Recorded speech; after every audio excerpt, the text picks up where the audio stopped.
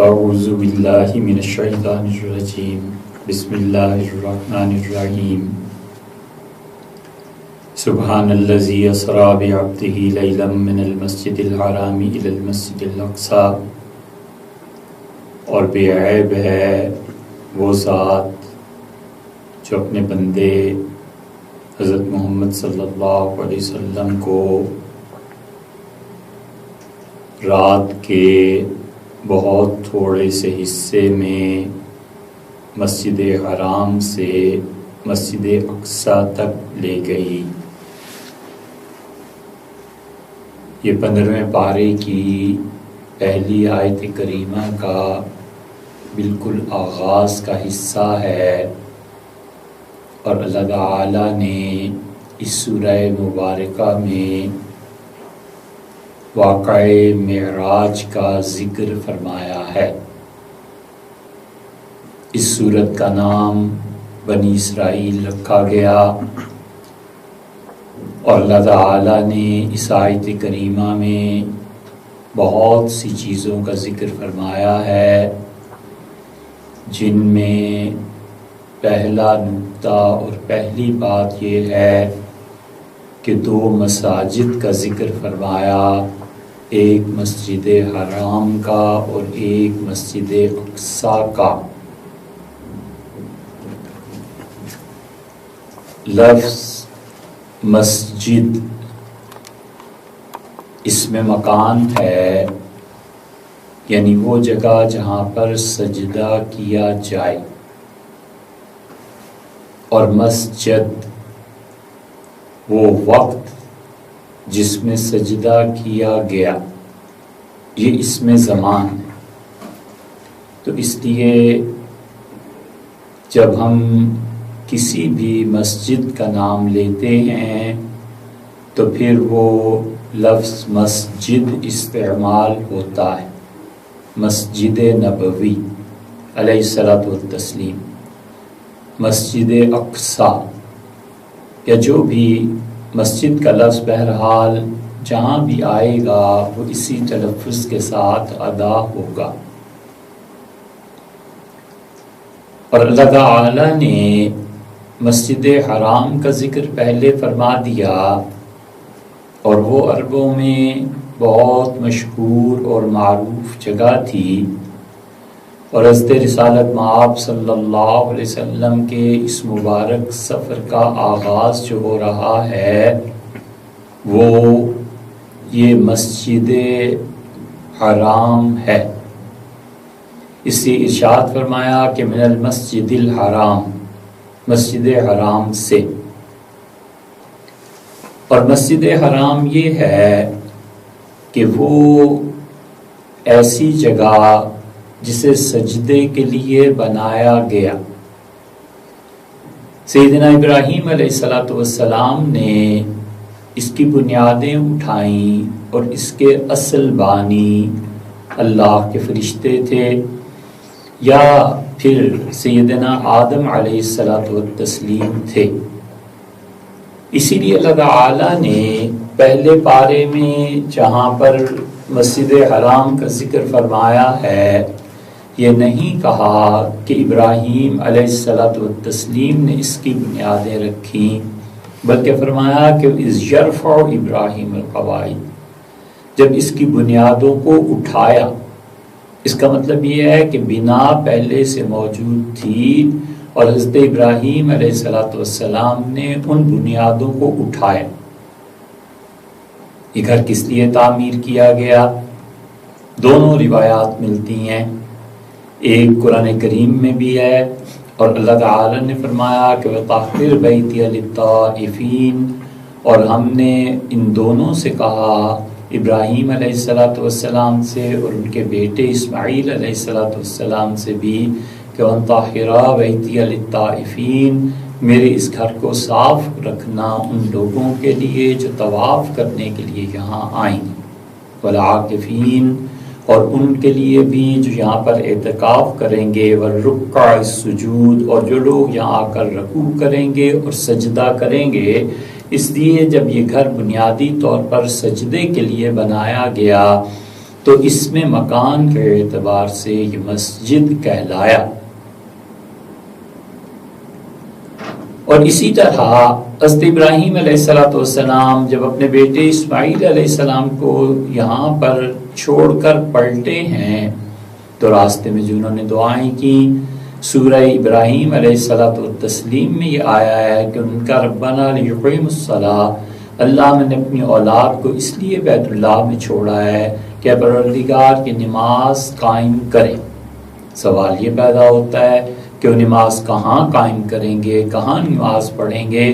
تو اللہ تعالیٰ نے یہ تصریح گویا کہ فرما دی کہ یہ گھر اصل میں مسجد ہے اور اللہ کے لیے سجدہ کرنے کے لیے یہ بنائی گئی ہے، اور اللہ تعالیٰ نے اسے طواف، اعتکاف، رکوع اور سجدے کے لیے بنایا ہے۔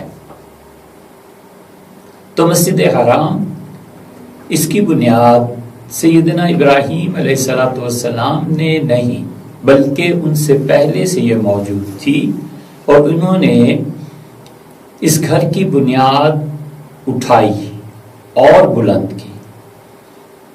حضرت ابراہیم علیہ السلام نے اس گھر کی بنیاد اٹھائی، یعنی رکھی نہیں، بانی وہ نہیں تھے، اور وہ جو بنیادیں انہوں نے اٹھائی تھیں اس پہ عمارت تعمیر ہوئی، اور اس کی پوری تاریخ ہے کہ اب اس میں کیا کمی رہ گئی تھی جو حتیم کی دیوار کھینچی گئی، چنانچہ بعض مقامات پہ ہم اسے بیان کر چکے۔ تو اللہ تعالی نے اس عظیم کام کے لیے حضرت ابراہیم علیہ السلام کو منتخب فرمایا، اور پھر آہستہ آہستہ جب ان کی تعلیمات مٹتی چلی گئیں تو ہوا یہ کہ بیت اللہ کے اس چوکھٹے کا یا جو بھی مستطیل شکل میں ہمیں نظر آتا ہے اس کا صحن آگے تھا،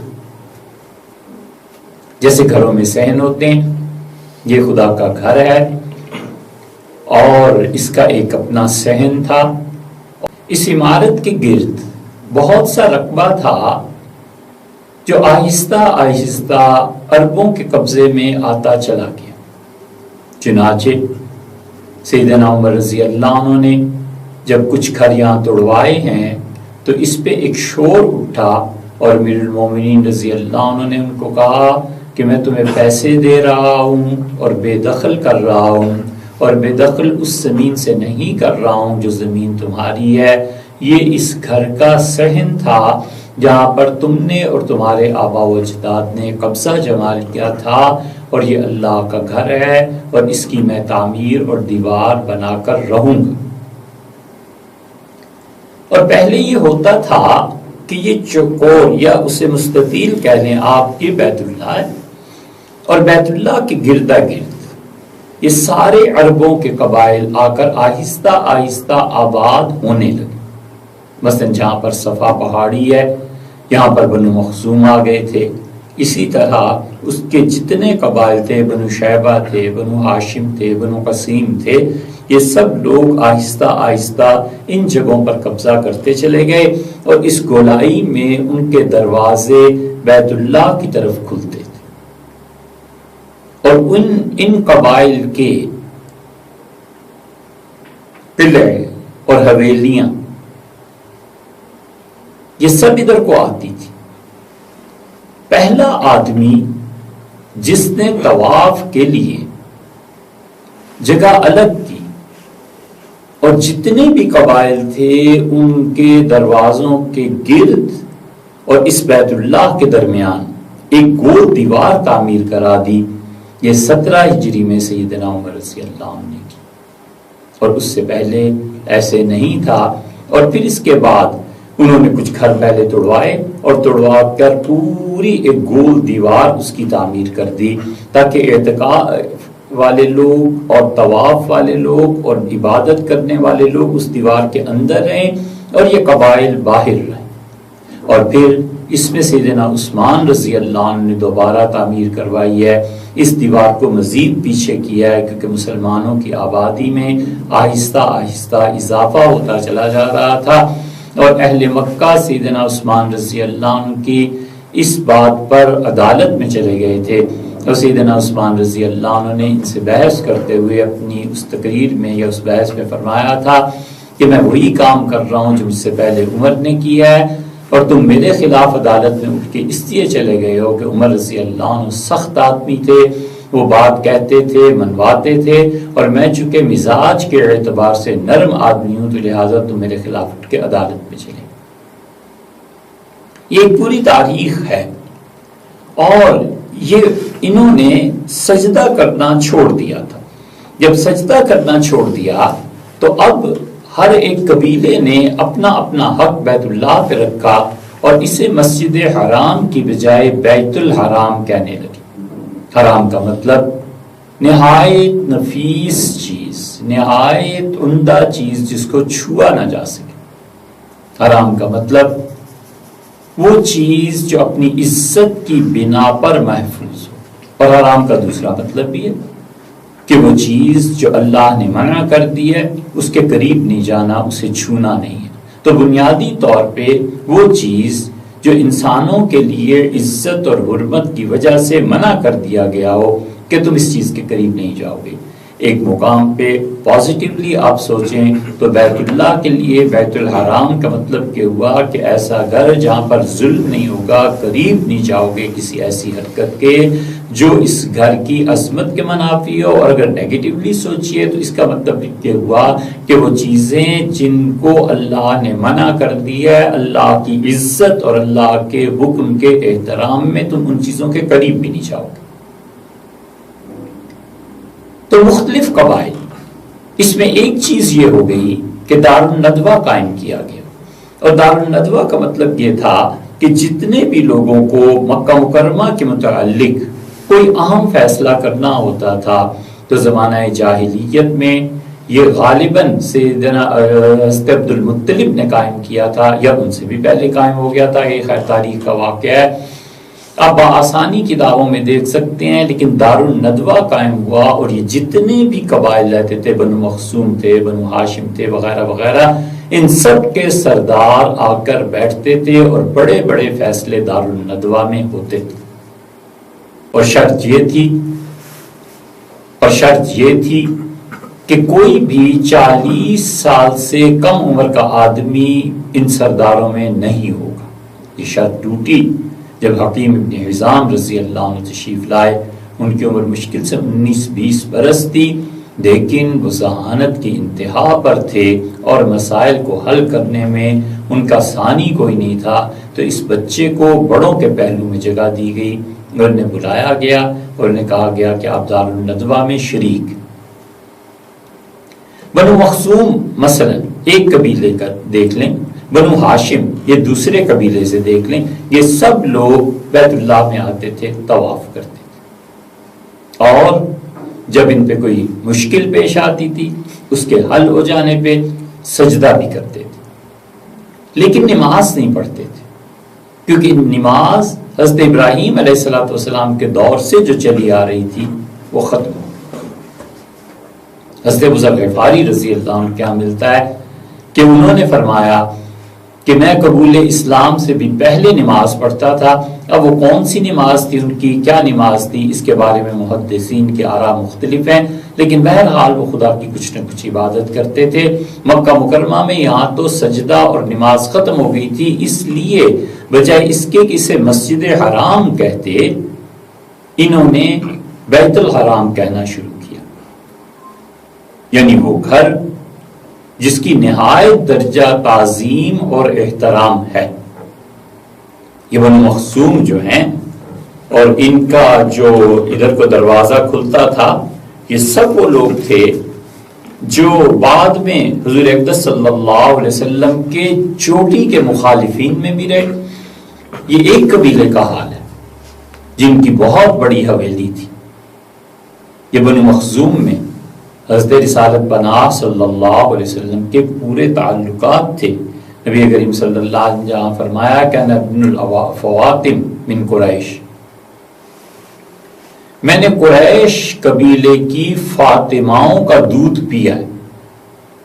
فاطمہ وہ جو بچے کا دودھ چھڑا دے، اس کی جمع ہے فواطم۔ وہ عورتیں جو بچوں کا دودھ چھڑانے کی ماہر، اور یہ فاطمہ نام کی جس خاتون کا حضور اقدس صلی اللہ علیہ وسلم ذکر فرمایا کہ کئی فاطمائیں اور کئی عاتقائیں ہیں، اس کی تفصیل اگر آپ نے دیکھنی ہو تو طبقات ابن سعد میں مل جائے گی۔ یہ فاطمہ ان میں سے پہلی جو تھی، رسول اللہ صلی اللہ علیہ وسلم کو پہلی فاطمہ جس نے دودھ پلایا تھا، وہ فاطمہ بنت عمر مخزومی تھی، بنو مخزوم سے، اور وہ حضور اقدس صلی اللہ علیہ وسلم کے والد حضرت عبداللہ کی والدہ تھی، حضرت عبد المطلب کی اہلیہ تھی۔ تو رسول اللہ صلی اللہ علیہ وسلم نے اس اعتبار سے گویا اپنی دادی فاطمہ بنت عمر ان کا بھی دودھ پیا۔ اس لیے جو حضور اقدس صلی اللہ علیہ وسلم کے نسب کے متعلق بکتے ہیں خرافات، انہیں اس سے بھی سبق لینا چاہیے کہ بچہ جو پیدا ہوا تھا، پورا گھرانہ تھا، قبیلہ تھا، سب جانتے تھے کہ حضرت عبداللہ کی اولاد ہے، اور عبداللہ کی والدہ حضرت فاطمہ نے حضرت رسالت پناہ صلی اللہ علیہ وسلم کو دودھ پلایا۔ ابن مخزوم، ابو جہل مخزومی تھا، حضور اقدس صلی اللہ علیہ وسلم کے ماموں کا گھرانہ تھا یہ، اور مخزومیوں میں سب سے بڑی نمایاں شخصیت جس نے اسلام قبول کیا تھا وہ حضرت خالد بن ولید رضی اللہ عنہ تھے، یہ بھی مخزومی تھے، اور ام المومنین ام سلمہ رضی اللہ عنہ یہ بھی بنو مخزوم میں سے تھے، اور حدیث کے مشہور راوی اور سید التابعین جنہیں کہا گیا، امام احمد بن حنبل رحمۃ اللہ علیہ جن کے متعلق کہا کہ مدینہ منورہ میں ان سے بہتر تابعی کوئی نہیں تھا، سعید ابن مسیب یہ بھی مخزومی تھے، یہ دونوں طرح سے پڑھا گیا ہے، سعید ابن مسیب اور سعید ابن مسیب، دونوں تلفظ اس کے درست ہیں، کتابوں میں جہاں ان کے نام کی بحث آئی ہے وہاں پہ یہ دیکھا جا سکتا ہے۔ تو یہ مخزومی تھے سارے، تو بنو مخزوم کا دروازہ بیت اللہ کے صحن میں کھلتا تھا، بیت اللہ کی ایک عمارت ہے، عمارت کے بعد جہاں اب طواف ہوتا ہے اس کا صحن کہلاتا تھا، اس صحن پہ ان لوگوں نے قبضہ کر لیا تھا۔ سیدنا عمر رضی اللہ نے پیچھے کیا ہر طرف سے، اور ایک دیوار بنوا دی اور دیوار میں دروازے لگا دیے تاکہ دونوں طرح سے فائدے حاصل ہوں، جو طواف وغیرہ عبادت کرنا چاہتے ہیں وہ دائرے کے اندر رہ کے کریں، انہیں کوئی ڈسٹرب نہ کرے، اور ان حویلیوں اور قبائل کے لوگ اگر آنا چاہیں تو اپنے اپنے دروازے کے ذریعے اس سے داخل ہوں۔ چنانچہ باب بنی شیبہ یہ ایک مدت تک موجود رہا، اب بھی ابواب جو بیت اللہ قدیم اور پرانے ہیں ان کے نام لکھے ہوئے مل جائیں گے، یہ قبائل وہاں پر رہتے تھے، لیکن چونکہ سجدہ کرتے نہیں تھے تو اسے بیت الحرام کہتے تھے، بیت الحرام کہتے تھے، اور اصل میں یہ مسجد تھی۔ اللہ تعالیٰ نے اس لیے اس کے لیے مسجد کا لفظ استعمال فرمایا، اور فرمایا سبحان الذی اسری بعبدہ لیلا من المسجد الحرام، بے عیب ہے اللہ کی ذات جو اپنے بندے کو راتوں رات لے گئی، رات کے کچھ حصے میں لے گئی اس مسجد حرام سے مسجد اقصی۔ اور جب حضرت رسالت مآب صلی اللہ علیہ وسلم کی تعلیمات غالب ہونے لگی تو پھر صحابہ کرام رضی اللہ عنہم نے بھی اس مسجد کا، اس جگہ کا اصل نام لینا شروع کیا۔ چنانچہ حدیث کی کتابوں میں آتا ہے کہ سیدنا عمر رضی اللہ عنہ نے حضرت رسالت مآب صلی اللہ علیہ وسلم سے یہ عرض کیا کہ اللہ کے رسول انی نظرت فی الجاہلیت ان اعتکف لیلۃ فی المسجد الحرام، اللہ کے رسول میں نے یہ نظر مانی تھی کہ میں مسجد حرام میں ایک رات کا اعتکاف کروں گا، تو کیا میں حاضری دوں؟ حضور صلی اللہ علیہ وسلم نے کیوں نہیں، جاؤ عمر۔ اور نبی کریم صلی اللہ علیہ وسلم نے جہاں پر ان کی عاجزی اور انکساری ظاہر ہوتی ہے وہاں جس سے یہ جملہ فرمایا تھا اس کی عظمت اور رسول اللہ صلی اللہ علیہ وسلم کا اس سے تعلق وہ بھی کمال ظاہر کرتا ہے۔ آپ نے فرمایا عمر جا تو رہے ہو لیکن دیکھو میرے بھیا مجھے اپنی دعاؤں میں بھولنا نہیں ہے۔ لفظ یہ آیا کہ اخیہ میرے پیارے بھائی، میرے بھیا دعاؤں میں بھولنا نہیں. سیدنا عمر رضی اللہ عنہ کہتے تھے حضور صلی اللہ علیہ وسلم نے جو مجھ سے فرمایا نا اخیا میرے پیارے بھائی، پوری کائنات کی دولت مل جائے تو جتنی خوشی نہ ہو جتنی خوشی اس جملے اس بات سے ہوئی کہ مجھے اپنا بھائی ارشاد کرنا. یہ مسجد حرام ہے ساری کی ساری. اور پھر جب اسلام کا دور آ گیا تو پھر اسلام کے دور میں بھی کہ پھر اس کو پاک کیا گیا. پھر 10 ہجری میں پھر اس کی لمبی تفصیلات ہیں جو مکہ مکرمہ کی تاریخ میں دیکھی جا سکتی ہیں. خود خاص طور پہ کعبۃ المشرفہ کے پر جو کتابیں لکھی گئی ہیں اس میں بھی دیکھی جا سکتی ہیں. اللہ تعالیٰ نے فرمایا کہ من المسجد الحرام الی المسجد الاقصی، اور پاک بے عیب وہ ذات جو اپنے بندے کو راتوں رات لے گئی مسجد حرام سے مسجد اقصی تک. اب دوسری مسجد جس کا اللہ تعالیٰ تذکرہ فرما رہے ہیں وہ یہ ہے، بلکہ ایک بات اور بھی اس میں اضافہ کر دیں. قرآن سے بار بار مسجد حرام کہتا ہے فَوَلِّ وَجْهَكَ شَطْرَ الْمَسْجِدِ الْحَرَامِ، اور مسجد حرام کی طرف آپ اپنا چہرہ مبارک اب کر لیجیے. جب تحویل قبلہ ہوا ہے، بیت اللہ کی تبدیلی جب ہوئی ہے کہ بیت المقدس کی بجائے آئندہ سے بیت اللہ کی طرف نماز پڑھنی ہے، تو اللہ تعالیٰ نے وہاں بھی فرمایا وَأَنْصَدُّوكُمْ عَنِ الْمَسْجِدِ الْحَرَامِ، اور یہ کہ یہ لوگ تمہیں منع کریں روکیں مسجد حرام سے. لَتَدْخُلُنَّ الْمَسْجِدَ، اور تم اس عزت والے گھر مسجد حرام میں داخل ہوگے. تو اصل بنیاد اصل چیز مسجد ہے، اور اس لیے خدا بار بار اسے مسجد کہتا ہے کہ مسجد کی زمین ہمیشہ ہمیشہ کے لیے اللہ کی ہو جاتی. اسی لیے حنفیہ شدت سے اس بات کے قائل ہیں کہ ایک مرتبہ جہاں مسجد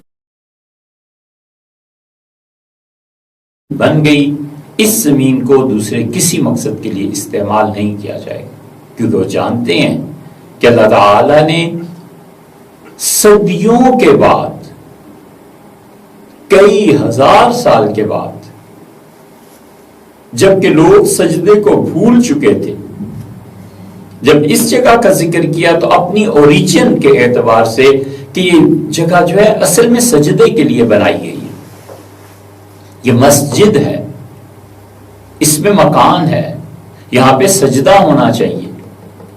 تم نے کب سے اسے شرک کا مرکز بنا لیا؟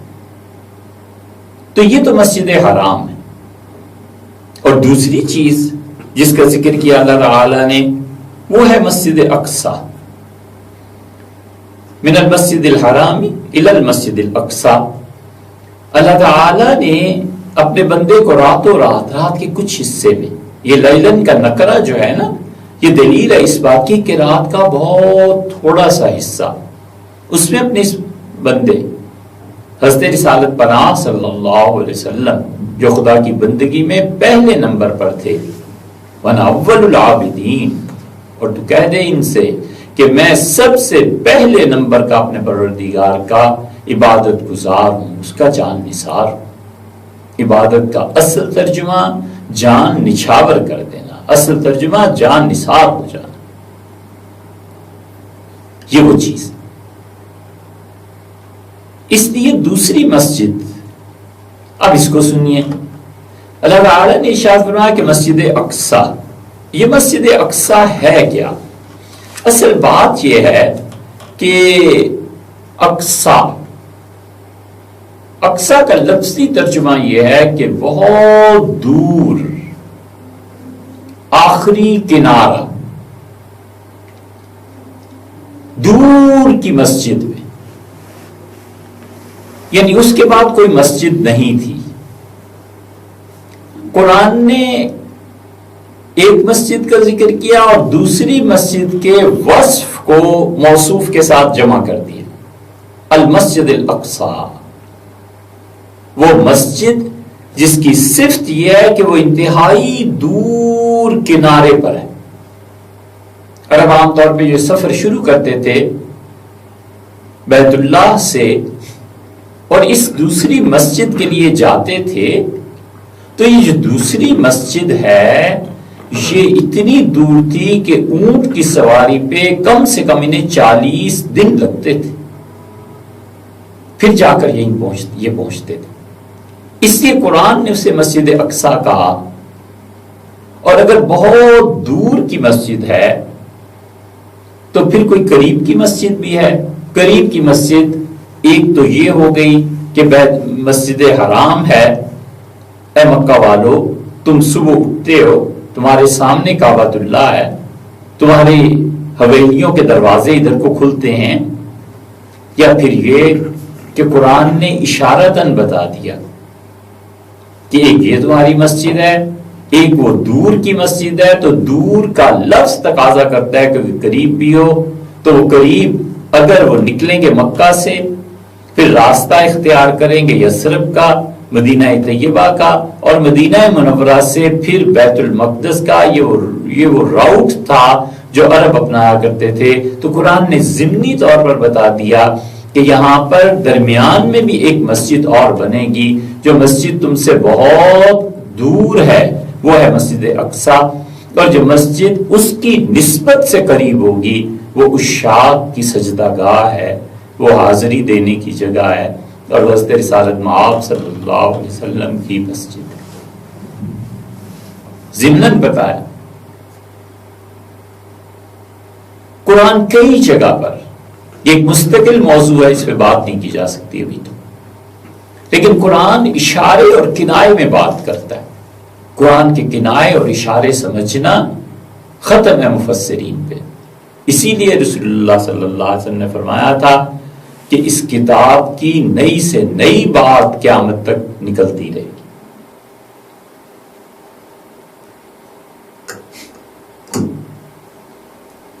تو حضرت صاحب الرسالہ صلی اللہ علیہ وسلم کی مسجد کی طرف ضمناً اشارہ ہوگی. یہ مسجد اقصیٰ جو ہے یہ کب بنی، اور اس میں علم کے تحت جب مسجد اقصیٰ آ گئی کہ دور کی مسجد، ایسی مسجد جس کی صفت یہ ہے کہ بہت دور واقع، تو اس میں علم بن گیا. اور یہ دونوں مساجد اس وقت اللہ کے کسی دین کے تحت نہیں تھی. نہ مکہ مکرمہ میں اس مسجد میں خدا کی عبادت، خدا کی مرضی اور اس کے دین کے مطابق ہو رہی تھی، اور نہ ہی اس مسجد اقصیٰ میں اللہ تعالی کی عبادت اس کی کسی وحی اور دین کے مطابق ہو رہی ہے. اس مسجد اقصیٰ کو کس نے بنایا ہے؟ بہت بڑا سوال ہے جو تاریخ میں اٹھتا ہے، اور یہیں سے یہ سوال پیدا ہوتا ہے جو بعض مستشرقین نے اور قرآن کریم کو خدا کی کتاب نہ ماننے والوں نے ریز کیا ہے. تو کوسچن یہ ریز کیا ہے کہ وہ کہتے ہیں کہ جس مسجد کے متعلق تم کہتے ہو مسجد اقصیٰ، 15ویں پارے کی پہلی آیت میں جس کا اللہ نے تذکرہ فرمایا ہے، یہ مسجد تو ہجرت کے بھی کوئی 300 سال کے بعد بنی ہے، کوئی کہتا ہے 100 سال بعد بنی ہے. جتنے منہ اتنی باتیں. وہ کہتے ہیں کہ اٹ مینز کہ مسجد اقصیٰ موجود نہیں تھی، اور تم لوگوں نے قرآن میں تحریف کر کے اپنے پاس سے ڈالی ہے مسجد اقصیٰ. اور پھر بڑھتے ہیں اور والعیاذ باللہ حضور اقدس صلی اللہ علیہ وسلم تک پہنچتے ہیں کہ قرآن جعلی چیز تھی. اس لیے اس میں دیکھو مسجد اقصیٰ کا ذکر آیا کہ آپ کو راتوں رات لے گیا مسجد حرام سے مسجد اقصیٰ تک، تو مسجد اقصیٰ تو سب تھی ہی نہیں. اچھا صاحب مسجد اقصیٰ نہیں تھی. پھر کہتے ہیں معراج کا واقعہ نہیں ہوا. اس ترتیب سے یہ کفر چلتا ہے. پھر کہتے ہیں سورہ قمر کی آیات ہیں، یہ تو زمانہ جاہلیت کی ہیں، اشعار تھے. حضرت رسالت پناہ صلی اللہ علیہ وسلم کو والعیاذ باللہ یہ شعار پسند آ گئے تھے، چنانچہ انہوں نے ان شعراء کے کلام سے یہ اشعار اٹھائے اور سورہ قمر میں داخل کر لیے.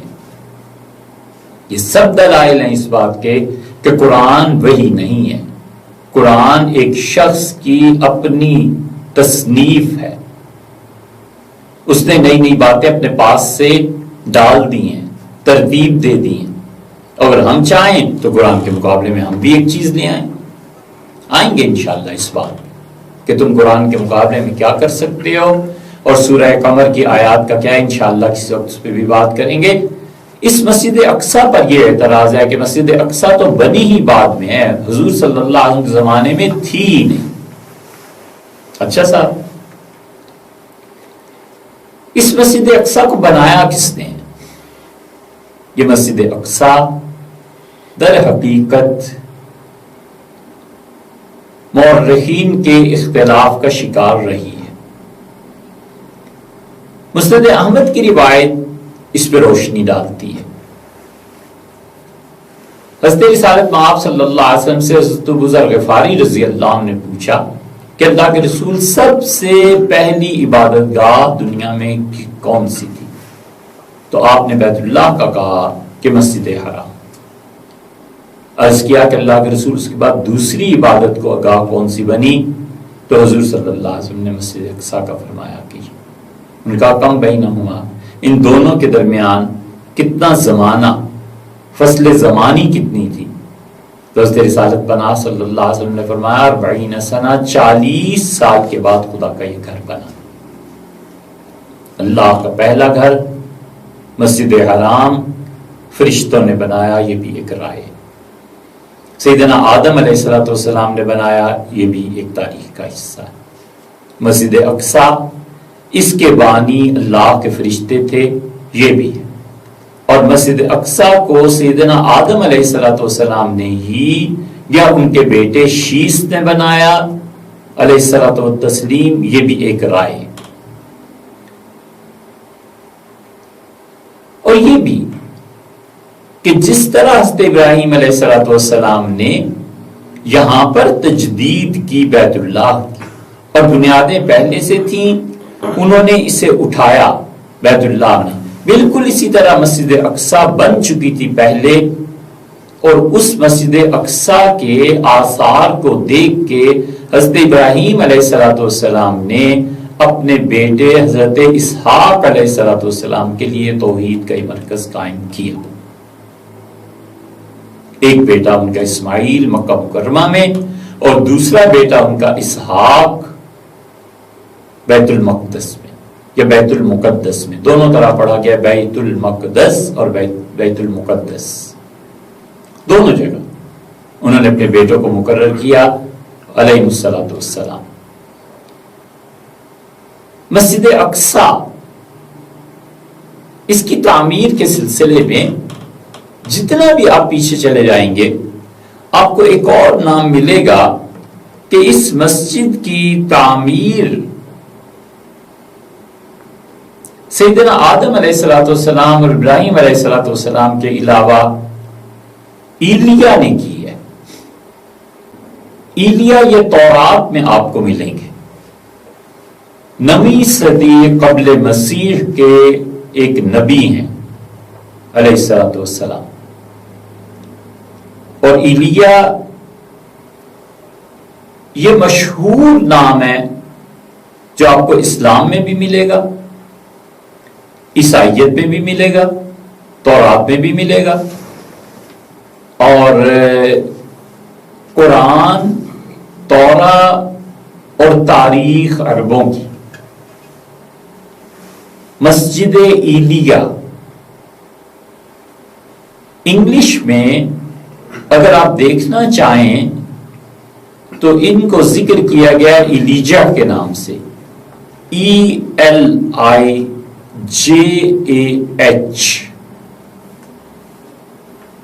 ایلیجا،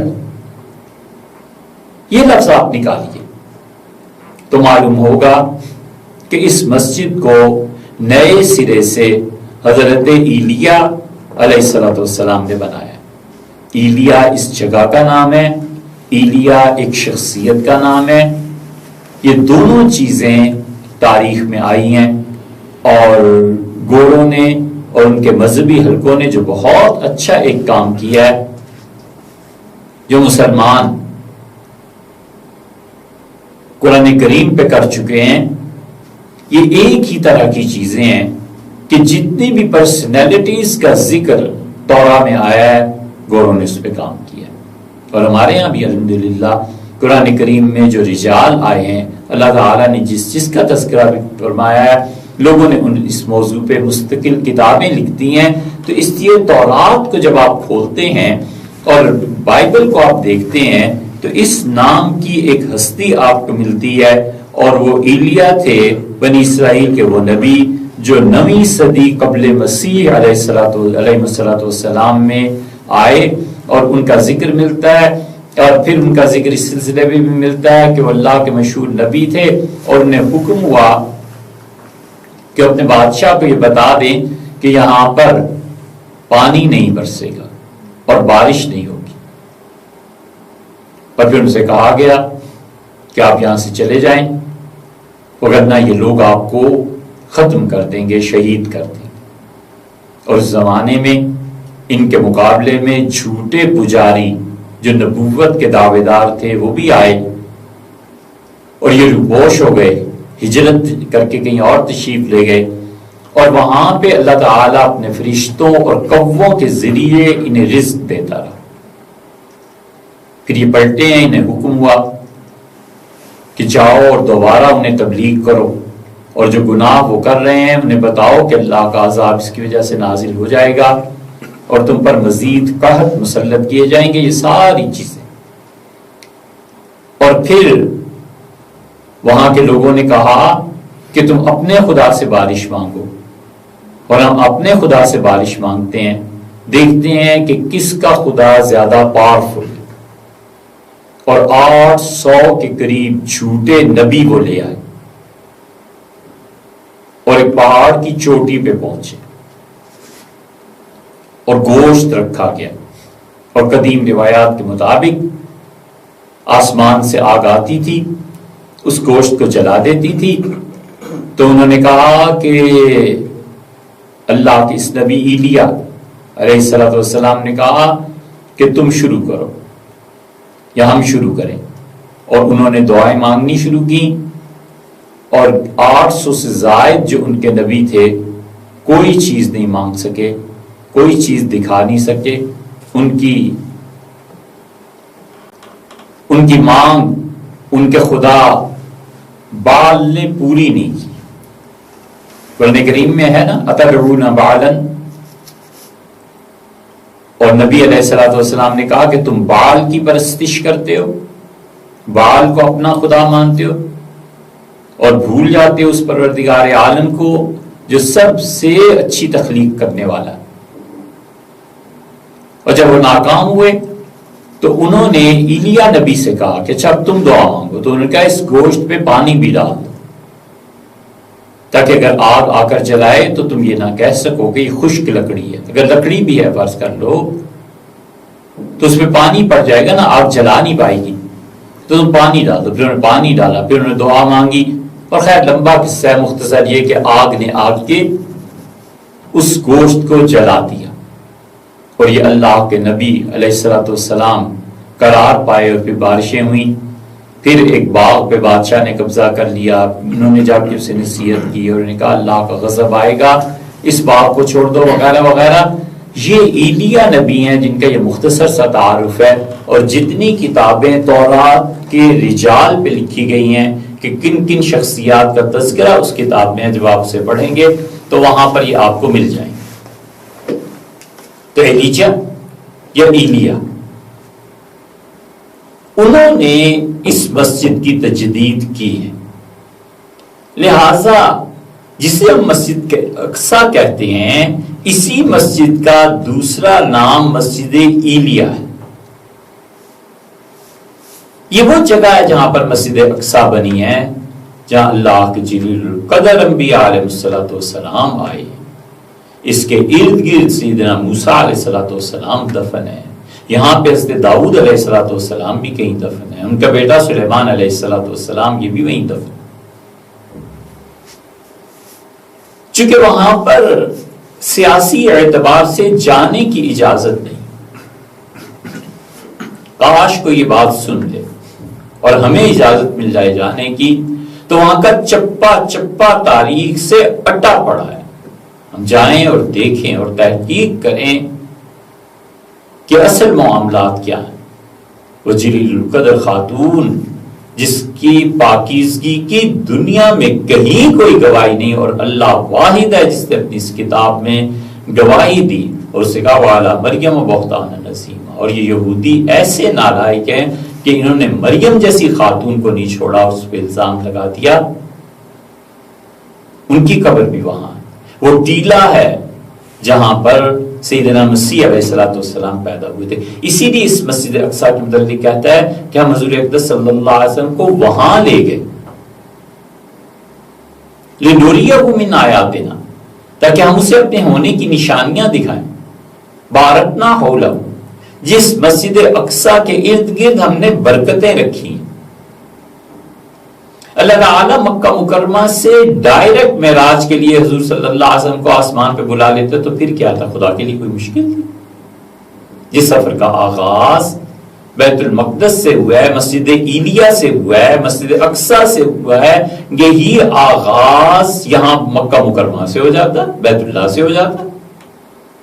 اللہ تعالیٰ وہاں لے کر گئے تاکہ انہیں دکھائیں اور بتائیں کہ اب اس مرکز کی امامت بھی آپ کی امت کے پاس آ گئی، اور یہ امت دونوں قبلوں پر غالب رہے گی۔ اور حال یہ ہو گیا اس انحطاط اور زوال کا کہ جو پہلا قبلہ ہے اس پر بھی قبضہ رکھنا حقیقت میں تو کھو چکا قبضہ۔ دنیا کی جو پولیٹیکل چیزیں چل رہی ہیں ان پہ آپ غور کریں تو اس گھر کے محافظ کہاں ہیں؟ ایک ظاہری صورت ہے قبضے کی، اور اللہ کا یہ بھی احسان ہے کہ خدا اس گھر کے دروازے ہم سب گناہ گاروں کے لیے کھلے رکھے۔ یہ مسجد ایلیا ہے، یہاں پہ سیدنا ابراہیم علیہ السلام آئے۔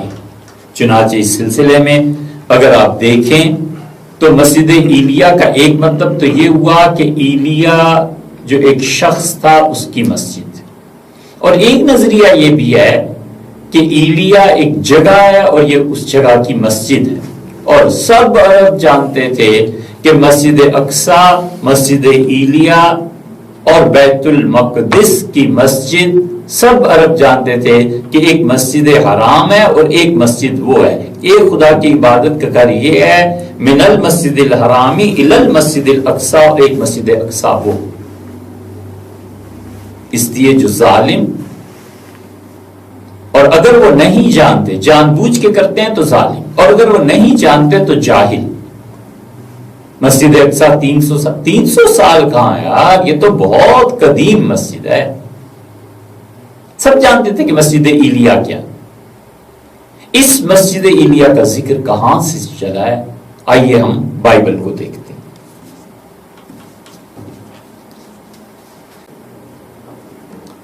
خدا کی یہ پاک کتاب جس میں بہت سی تحریفات کی گئی، اور خدا کا یہ مقدس کلام جو بعد میں بدلا گیا،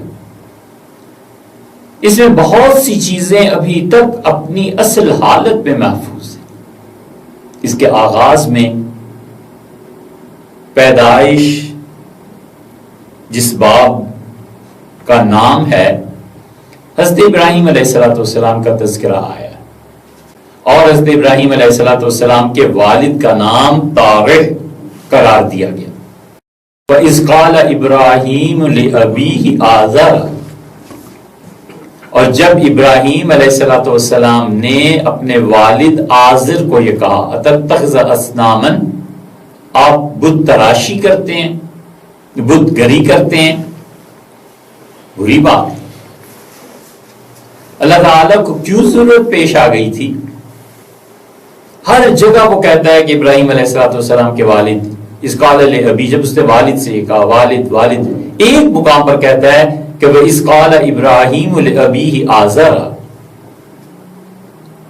اور جب ابراہیم علیہ السلام نے اپنے والد آزر سے کہا، قرآن میں آخر ضرورت کیا پیش آ گئی تھی اس مقام پہ کہ اللہ ان کے والد کا نام بیان کرے؟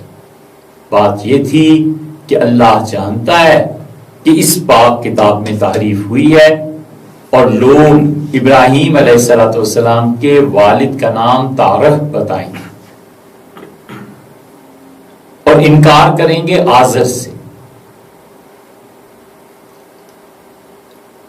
اور وہ کہیں گے کہ آزر چچا ہے، والد نہیں ہے۔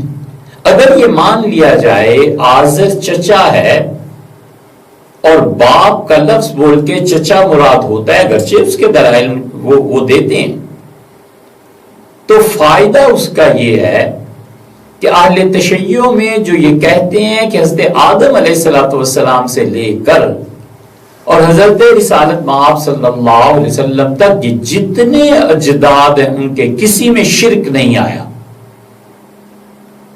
اور دوسرے وہ جھوٹے جو رسول اللہ صلی اللہ علیہ وسلم کا نسب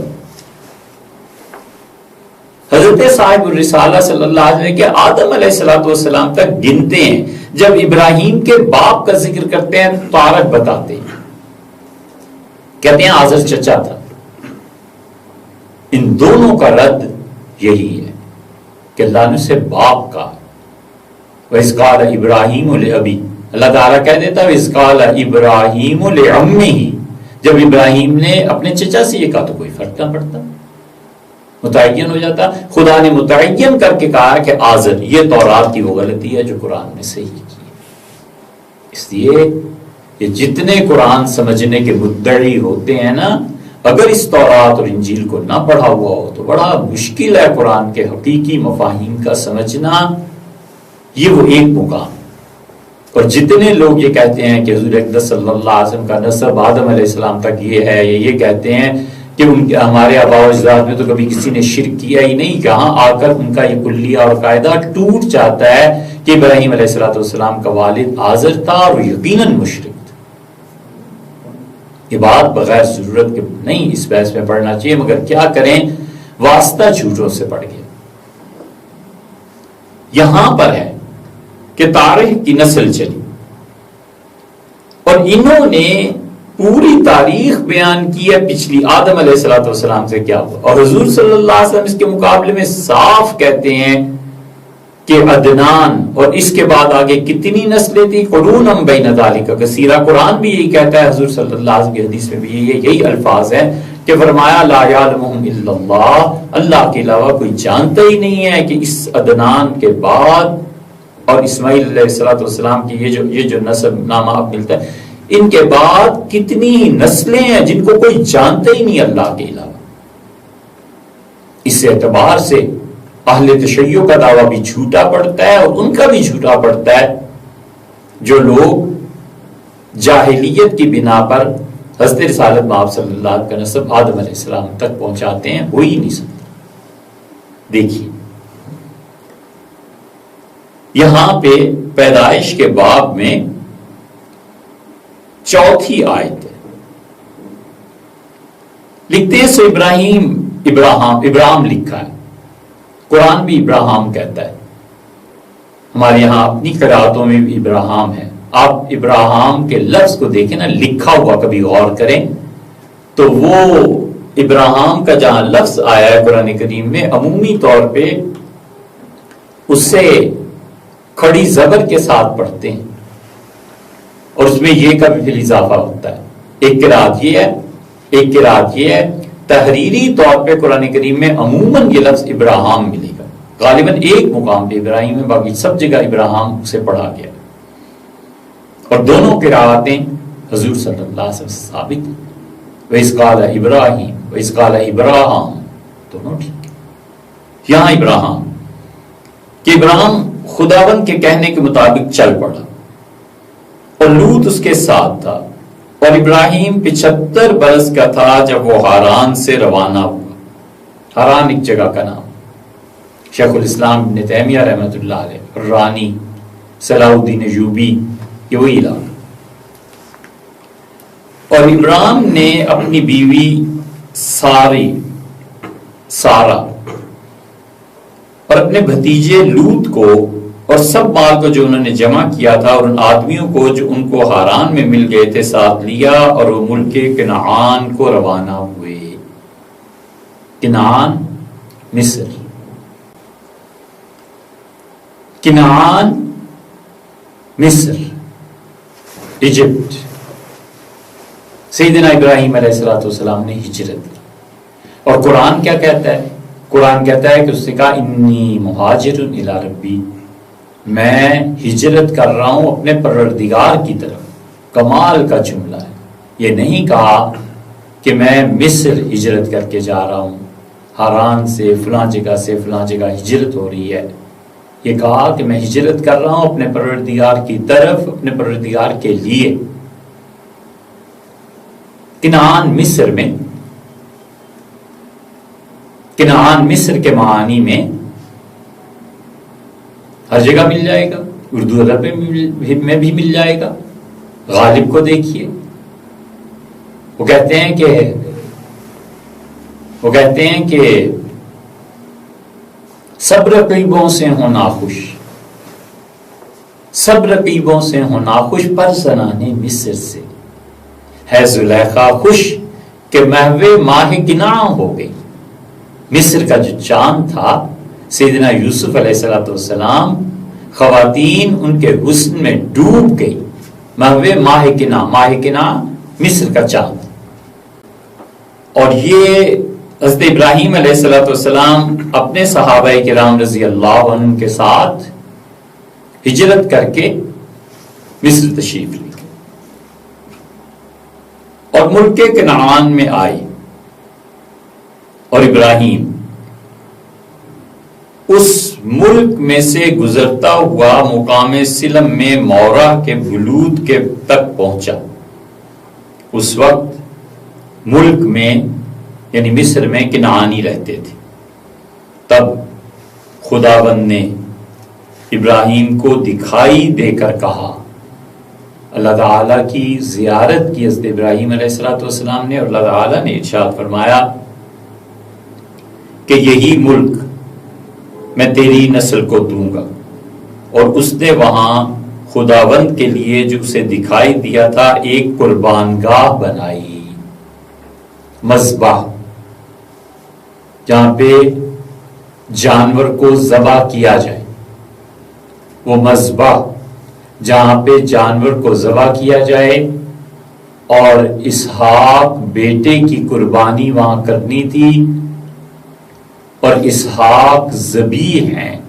یہ ہے یہودیوں کا موقف، اور ہمارا موقف یہ ہے کہ اسماعیل ذبیح ہیں، اور وہ جگہ مکہ مکرمہ ہے، مینا ہے۔ یہاں سے یہ یہودیت اور مسلمانوں کا ایک اختلاف ہے۔ یہ یاد رکھیے گا کہ انہوں نے وہاں پر ایک سلاٹر ہاؤس بنایا، ایک مذبح خانہ بنایا، اور وہاں سے کوچ کر کے اس پہاڑ کی طرف گیا جو بیت ایل کے مشرق میں ہے، جو بیت ایل کے مشرق میں، اور وہاں سے کوچ کر کے اس پہاڑ کی طرف گیا جو بیت ایل کے مشرق میں ہے، اور اپنا ڈیرا ایسا لگایا کہ بیت ایل مغرب میں اور رئی مشرق میں پڑا، اور وہاں اس نے خداوند کے لیے ایک قربان گاہ بنائی۔ یہ پاک کتاب ہمیں بتاتی ہے کہ حضرت ابراہیم علیہ السلام نے بیت ایل کا گھر اس کے قرب و جوار میں، اس جگہ پہ، اس مقام پہ ایک سلاٹر ہاؤس تعمیر کیا، اور خداوند سے دعا کی، اور ابراہیم سفر کرتا کرتا جنوب کی طرف بڑھ گیا۔ یہ فلسطین کا علاقہ، اس زمانے کا مصر، ظاہر ہے کہ اس کی حدود وہ نہیں تھی جو آج، فلسطین اور شام اور یہ موجودہ اسرائیل، یہ سب علاقے ایک ہوا کرتے تھے۔ یہ تاریخ کا موضوع ہے، اس پہ نہیں جا رہے، مگر حضرت ابراہیم علیہ السلام نے وہاں پر ایک مذبح تعمیر کیا، سلاٹر ہاؤس تعمیر کیا، اور یہی سلاٹر ہاؤس اور یہی مذبح جو انہوں نے تعمیر کیا، اسی کتاب میں آپ دیکھیے آگے چل کے حضرت ابراہیم علیہ السلام کے پوتے، اسحاق بیٹا تھا، اس کو قربان کرنا تھا نہیں کرنا تھا، یہ بحث ایک الگ ہے، لیکن یہی وہ جگہ ہے بیت ایل، ایلیا، بیت المقدس، مسجد اقصی، ایک ہی جگہ کے مختلف نام آ گئے۔ یہاں پہ اب کیا ہوا، دور آیا حضرت یعقوب علیہ الصلوۃ والسلام کا، اور کچھ آگے چل کر 28 نمبر عنوان کے تحت جو بہت سی آیات ہیں، یہ بیت ایل میں حضرت یعقوب علیہ الصلوۃ والسلام پہنچے۔ اچھا، قبل اس کے کہ اب ہم حضرت یعقوب علیہ الصلوۃ والسلام اور بیت ایل کے متعلق جو آیات یہاں پہ ہیں ان کا تذکرہ کریں، ہم آپ کو تاریخی طور پر نقشے میں متعین کر کے بیت ایل بتاتے ہیں کہ یہ کہاں۔ یہ دیکھیے ہمارے پاس ایٹلس آف دا ورلڈ ہے، اور یہ اس کا 8th ایڈیشن ہے۔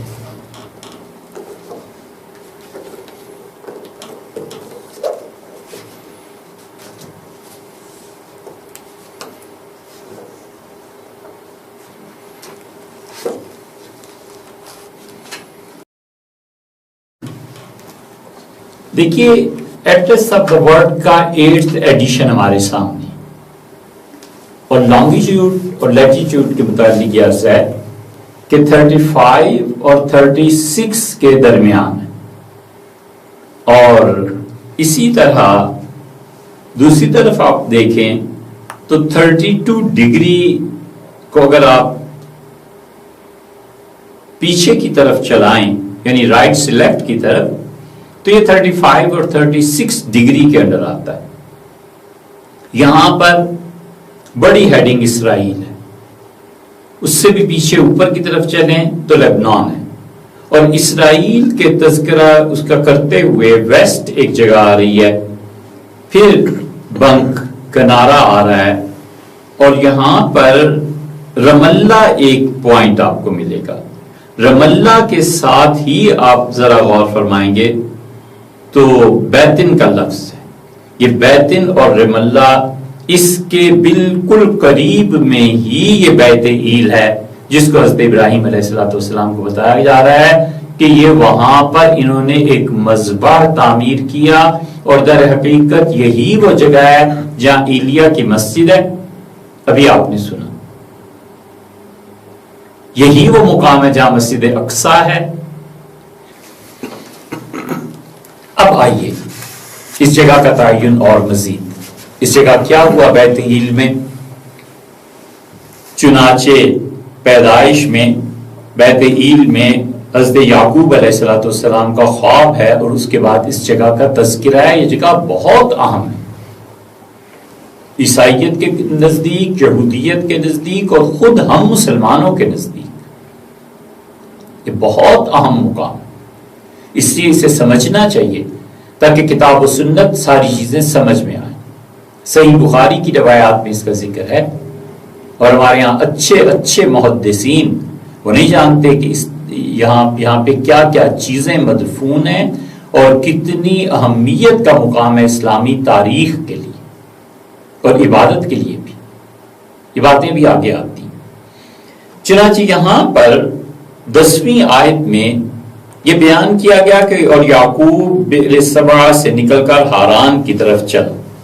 ہاران وہی جو ان کے دادا حضرت یعقوب بیٹے تھے اسحاق کے، اور اسحاق بیٹے تھے ابراہیم کے علیہ السلام، تو یہ اپنے دادا کے وطن کی طرف چلے، اور ایک جگہ پہنچ کر ساری رات وہیں رہا کیونکہ سورج ڈوب گیا تھا، اور اس نے اس جگہ کے پتھروں میں سے ایک پتھر اٹھا کر اپنے سرہانے دھر لیا، اسی جگہ سونے کو لیٹ گیا، اور خواب میں کیا دیکھتا ہے کہ ایک سیڑھی زمین پر کھڑی ہے، اور اس کا سرا آسمان تک پہنچا ہوا ہے، اور خدا کے فرشتے اس پر سے چڑھتے اترتے ہیں، اور خدا تعالیٰ اس سے اوپر کھڑا ہو کر کہہ رہا ہے کہ میں خداوند تیرا، تیرے باپ ابراہیم کا اور اسحاق کا خدا ہوں، میں یہ زمین جس پر تو لیٹا ہے تجھے اور تیری نسل کو دوں گا۔ شام جو آہستہ آہستہ مسلمانوں کے ہاتھوں سے نکلتا چلا جا رہا ہے، اس کے انجام میں یہی ہونا ہے کہ ساری زمین یہودیوں کے پاس چلی جائے گی، اور تیری نسل زمین کی گرد کے ذروں کی مانند ہوگی، اور تو مشرق، مغرب، شمال اور جنوب میں پھیل جائے گا، اور زمین کے سب قبیلے تیرے اور تیرے نسل کے وسیلے سے برکت پائیں گے۔ چنانچہ یہودیت کا عروج، ان کا دنیا بھر میں پھیل جانا، اب ان کی نسل سے برکت پانا تو پھر برکات تو محدود رہیں گی جو حضور اقدس صلی اللہ علیہ وسلم کا پیروکار بن گیا۔ اور دیکھ میں تیرے ساتھ، اور ہر جگہ جہاں کہیں تو جائے میں تیری حفاظت کروں گا، اور تجھ کو اس ملک میں پھر لاؤں گا، اور جو میں نے تجھ سے کہا ہے جب تک اسے پورا نہ کر لوں تجھے نہیں چھوڑوں گا۔ یہ سارے ممالک تمہارے ہو جائیں گے، حران بھی، شام بھی، بیت ایل بھی۔ جب یعقوب جاگ اٹھا اور کہنے لگا یقیناً خداوند اس جگہ ہے اور مجھے معلوم نہیں تھا، اس نے ڈر کے کہا یہ کیسی بھیانک جگہ ہے، سو یہ خدا کے گھر اور آسمان کے آستانہ کے سوا اور کچھ نہیں ہوگا۔ اور یعقوب صبح سویرے اٹھا اور اس پتھر کو جسے اس نے سرہانے دھرا تھا لے کر ستون کی طرح کھڑا کیا، اور اس نے اس کے سرے پر تیل ڈالا۔ حران پورا ایک بڑا خطہ تھا،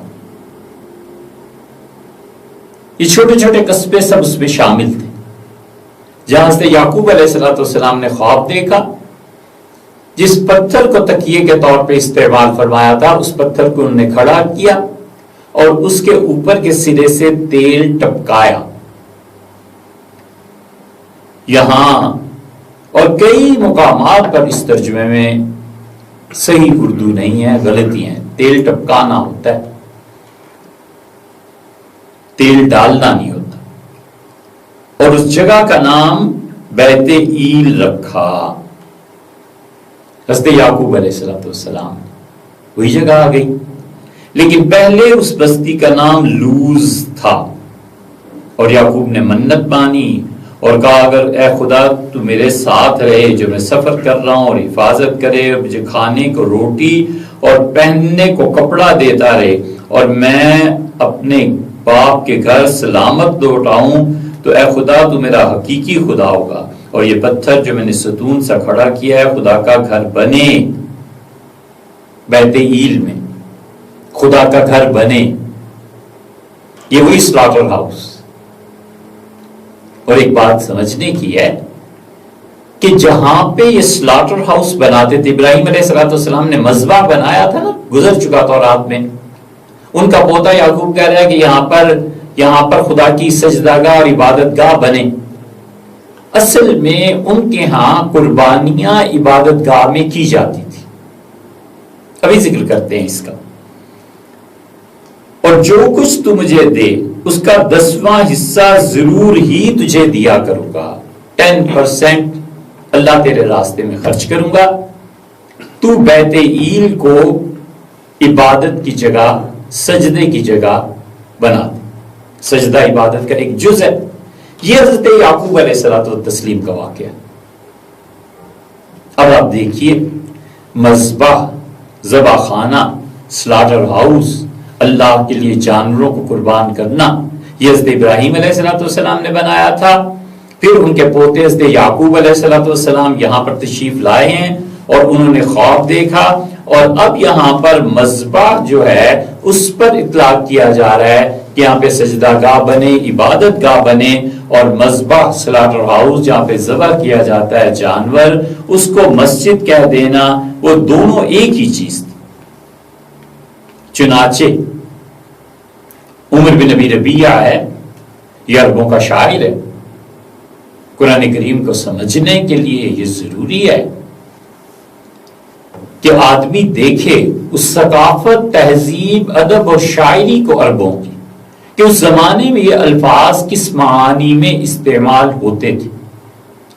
چنانچہ عمر بن ابی ربیعہ ہے، ان کی پیدائش ہوئی ہے سیدنا عمر رضی اللہ عنہ کی شہادت سے کچھ بعد یا کچھ پہلے، 23 ہجری میں، اور انتقال ہوا ہے 93 ہجری میں، 70 برس کی عمر انہوں نے پائی۔ ان کا شعر آپ دیکھیں، وہ اس مسجد ایلیا اور مذبح خانہ، ان الفاظ کو یکجا کرتے ہوئے کیا کہتے ہیں؟ کہتے ہیں کہ دمیت عند راہب قسیس، جو پادری دنیا کو چھوڑ کر بالکل اس سے الگ ہو گیا. بہت خوبصورت لڑکیوں گڑیوں کی تصاویر ہیں. صوروا فی مذبح المحراب، محراب میں جہاں پر خدا کی عبادت کی جاتی ہے اس جگہ میں مذبح جو کہ جانوروں کے ذبح کرنے کی ہے وہ جگہ، اور اس جگہ پہ جو خدا کی عبادت کی جاتی ہے وہاں پر انہوں نے تصاویر کو منقش کیا ہے. ایسا راہب جو پادری بھی ہے اور اس کے ساتھ ساتھ خدا کا عبادت گزار یعنی راہب ہے، دنیا کو ترک کیے ہوئے ہے، اس نے خوبصورت خواتین کی تصاویر وہاں پر اس کے نقش و نگار بنائے اور دونوں لفظ استعمال کیے ہیں. مذبح بھی ہے، محراب بھی ہے، ذبح کیا جاتا ہے، وہاں پہ سجدہ کیا جاتا ہے. اس کا مطلب یہ ہے کہ ان لوگوں کے نزدیک مذبح مسجد ایک ہی معانی میں ہوتا تھا. ذبح بھی کرتے تھے اور اس کے ساتھ ساتھ وہاں پر نماز بھی پڑھتے تھے، عبادت بھی کرتے تھے. چنانچہ یہ جگہ جس کو کبھی تو مذبح کہا گیا جو ابراہیم علیہ السلام نے بنایا تھا، کبھی عبادت گاہ جس کی تمنا حضرت یعقوب علیہ السلام کر رہے ہیں، اور کبھی یہی مقام اور مرکز 9ویں صدی قبل مسیح میں حضرت ایلیا کا تھا اور یہی بیت المقدس کہلاتا ہے. یہ چاروں نام ایک ہی جگہ کے ہیں اور ایک کا اور اضافہ کر دیتے ہیں، اور وہ اضافہ بھی اس کتاب مقدس میں آیا ہے. اب آگے چل کر دور آ گیا اور دور آیا حضرت داؤد علیہ السلام کا. یہ خیال کیجئے گا کہ حضرت داؤد علیہ السلام نے یہاں مسجد بنانی چاہی تھی. یہ مسجد اقصی جو اب نظر آتی ہے، یہ کون کہتا ہے کہ 300 سال بعد بنی ہے؟ ارے یار یہ تو بہت قدیم، تاریخ کے منضبط ہونے کے زمانے سے بھی قدیم ہے. کون کہہ سکتا ہے کہ پہلی اینٹ فرشتہ نے رکھی تھی، حضرت آدم علیہ السلام نے رکھی تھی، حضرت شیس علیہ السلام نے رکھی تھی، یا حضرت ابراہیم علیہ السلام نے رکھی تھی؟ اب دیکھیے ذکر آتا ہے حضرت سلیمان علیہ السلام کا، اور اس سے پہلے حضرت داؤد علیہ السلام کا ذکر آتا ہے کہ داؤد علیہ السلام یہ چاہتے تھے. اس عبارت کو مختصر کر کے آگے چلتے ہیں، اور یہاں پر 5واں عنوان جو قائم کیا ہے کہ سلیمان ہیکل بنانے کی تیاری کرتا ہے. اور سور کے بادشاہ حرام نے اپنے خادموں کو سلیمان کے پاس بھیجا کیونکہ اس نے سنا تھا کہ انہوں نے اسے اس کے باپ کی جگہ مسح کر کے بادشاہ بنایا ہے، اس لیے کہ حرام ہمیشہ داؤد کا دوست رہا. حرام ایک فرد ہے، حضرت داؤد علیہ السلام کا دوست ہے، اور اس نے سنا کہ میرے بہترین دوست داؤد کے بیٹے سلیمان علیہ السلام کو اب بادشاہ بنایا جا رہا ہے، اور اس مقصد کے لیے وہاں کے مذہبی رہنماؤں نے پاک تیل حضرت سلیمان علیہ السلام کے سر میں ڈالا ہے. یہ اب سر آ گیا نا، اس کے لیے ڈالنے کا لفظ استعمال ہوگا.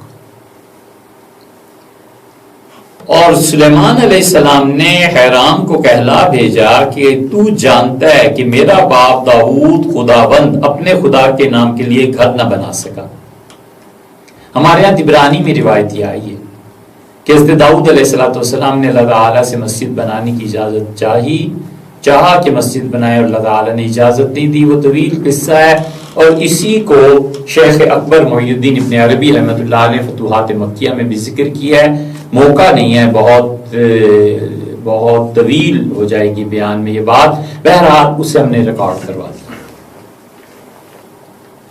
حضرت سلیمان علیہ السلام نے کہا کہ میرا باپ داؤد اللہ تعالیٰ کے لیے گھر نہ بنا سکا کیونکہ اس کے چوگرد ہر طرف لڑائیاں ہوتی رہی. جب تک کہ خداوند نے ان سب کو اس کے پاؤں کے تلووں کے نیچے نہ کر دیا۔ یہ سمجھنا چاہیے کہ حضرت داؤد علیہ السلام بنی اسرائیل میں پہلے آدمی تھے جن میں اللہ نے نبوت کو اور بادشاہ دونوں کو جمع کر دیا۔ ان سے پہلے انبیاء علیہ السلام الگ ہوتے تھے، بادشاہ الگ ہوتے تھے۔ اللہ نے یہاں پہنچ کے اپنے دونوں انعامات اپنے اس مقبول بندے پر جمع کر دی، بادشاہت بھی اور اس کے ساتھ ساتھ نبوت بھی۔ اور حضرت داؤد علیہ السلام نے بے پناہ یہودیوں کو سزائیں دے کے قتل کر کے اس سلطنت کو قائم کیا۔ داؤد علیہ السلام کی سلطنت، اب انہوں نے چاہا کہ خدا کے لیے کوئی بڑا ہیکل، بڑی چیز تعمیر کریں، اللہ نے اجازت دی۔ سلیمان علیہ السلام کو اجازت ہوئی تو یہ اپنے والد کے دوست حرام کو کہتے ہیں کہ آپ کو معلوم ہے کہ میرے والد نے مملکت کا استحکام اور اس کو مضبوط کرنے کی خاطر اپنا وقت صرف کیا، اور اب وہ جب کہ خدا کا گھر نہیں بنا سکے، اللہ تعالیٰ نے مجھ کو ہر طرف امن دیا ہے، نہ تو کوئی مخالف ہے اور نہ آفت کی مار۔ سو دیکھ، خداوند اپنے خدا کے نام کے لیے ایک گھر بنانے کا میرا ارادہ ہے، جیسے کہ خداوند نے میرے باپ داؤد سے کہا تھا کہ تیرا بیٹا جس کو میں تیری جگہ تیرے تخت پر بٹھاؤں گا میرے نام کے لیے گھر بنائے گا۔ اللہ تعالیٰ نے داؤد علیہ السلام سے کہا بقول اس کتاب کے کہ داؤد آپ نہیں بنا پائیں گے، آپ کے بیٹے کو ہم توفیق دیں گے۔ یہ طبرانی کی روایت میں ہمارے یہاں بھی آیا کہ رسول اللہ صلی اللہ علیہ وسلم نے بھی ایسی بات فرمائی کہ داؤد علیہ السلام نے پھر اپنے بیٹے کے لیے دعا مانگی تو آپ نے فرمایا کہ اللہ تعالیٰ نے ان کی اس دعا کو قبول کیا کہ اچھا سلیمان بنائیں گے۔ سو اب تو حکم کر کہ وہ میرے لیے لبنان سے دیودار کے درختوں کو کاٹیں، اور میرے ملازم تیرے ملازموں کے ساتھ رہیں گے، اور میں تیرے غلاموں کے لیے جتنی اجرت تو کہے گا میں تجھے دوں گا، کیونکہ تو جانتا ہے ہم میں ایسا کوئی نہیں جو سیدانیوں کی طرح لکڑی کاٹنا جانتا ہو۔ یہ ریکویسٹ کی حضرت سلیمان علیہ السلام نے اپنے والد داؤد علیہ السلام کے دوست انہیں حرام سے کہا کہ آپ کے ہاں جو یہودیوں کی ایک نسل ہے یہ جس اچھی طرح درخت کاٹ سکتے ہیں، ہمارے پاس ایسے افراد نہیں ہیں، میں اپنے غلاموں کو بھی بیچتا ہوں، آپ بھی انہیں لگا دیں، دونوں مل کے اس یہاں پر جو مسجد میں بنانا چاہ رہا ہوں، جو والد صاحب نہیں بنا پائے، انہیں اجازت نہیں دی گئی، یہ دونوں مل کے وہاں سے درختوں کو کاٹیں۔ آیت نمبر 7، جب حرام نے سلیمان کی باتیں سنی تو نہایت خوش ہوا اور کہنے لگا کہ آج کے دن خداوند مبارک ہو جس نے داؤد کو اس بڑی قوم کے لیے ایک عقل مند بیٹا بخشا۔ اور حرام نے سلیمان کو کہلا بھیجا کہ جو پیغام تم نے مجھے بھیجا ہے میں نے اس کو سن لیا ہے، اور میں دیودار لکڑی کی ایک قسم ہے، جیسے سنوبر ہے، جیسے دیار ہے، کیل ہے، شیشم ہے، میں دیودار کی لکڑی اور سنوبر کی لکڑی کے بارے میں تیری مرضی پوری کروں۔ انہوں نے بڑی خوشی کا اظہار کیا کہ اللہ کو شکر ہے جس نے اتنا عقل مند بھتیجا، سلطنت سب کچھ ہو گیا، تو جو بیٹے آپ نے کہا ہے ہم اس لکڑی کو پورا کریں گے۔ میرے ملازم ان کو لبنان سے اتار کر سمندر تک لائیں گے، اور میں ان کے بیڑے بندھوا دوں گا تاکہ سمندر ہی سمندر اس جگہ جائیں جسے تو ٹھہرائے، اور وہاں ان کو کھلوا دوں گا، پھر تو ان کو لے لینا، اور تو میرے گھرانے کے لیے رسد دے کر میری مرضی کو پورا کرنا۔ یعنی انہوں نے کہا درخت کٹوا کے اور سمندر کے ذریعے میں آپ تک پہنچا دوں گا۔ پس حرام نے سلیمان کو اس کی مرضی کے مطابق دیودار کی لکڑی اور سنوبر کی لکڑی دی، اور سلیمان نے حرام کو اس کے گھرانے کے کھانے کے لیے 20,000 کور گیہوں اور 20 کور خالص تیل دیا۔ اس طرح حضرت سلیمان علیہ السلام نے حرام کو سال با سال یہ سپلائی جاری رکھی. انہوں نے کہا یہ کام کر دیں. حرام نے کہا کہ میرے بھتیجے ہم آپ کو لکڑیاں مہیا کریں گے اور آپ اشیاء خرد و نوش مجھے دیں. تو حضرت سلیمان علیہ السلام ہر سال انہیں تیل اور گندم بھیجتے رہے اور انہوں نے اس کے مقابلے میں لکڑیاں بھیجی. اور خداوند نے سلیمان کو جیسا اس نے اس سے وعدہ کیا تھا حکمت بخشی. قرآن میں بھی آیا ہے کہ آتیناہ الحکمہ، اللہ تعالیٰ نے انہیں حکمت بخشی. اور حرام اور سلیمان کے درمیان صلح تھی، ان دونوں نے عہد باندھ دیا. اور سلیمان بادشاہ نے سارے اسرائیل میں بیگاری لگائے اور بیگاری 30,000 آدمی تھے. اور وہ ہر مہینے ان میں سے 10,000 کو باری باری لبنان بھیجتا تھا. سو وہ 1 مہینہ لبنان پر اور 2 مہینے اپنے گھر رہتے. اور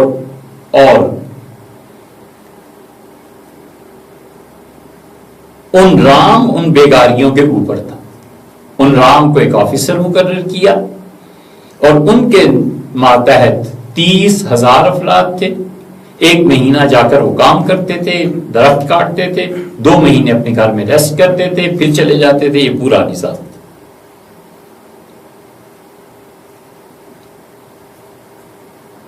اور سلیمان کے 70,000 بوجھ اٹھانے والے اور 80,000 افراد درخت کاٹنے کے لیے پہاڑوں کے درمیان رہتے تھے.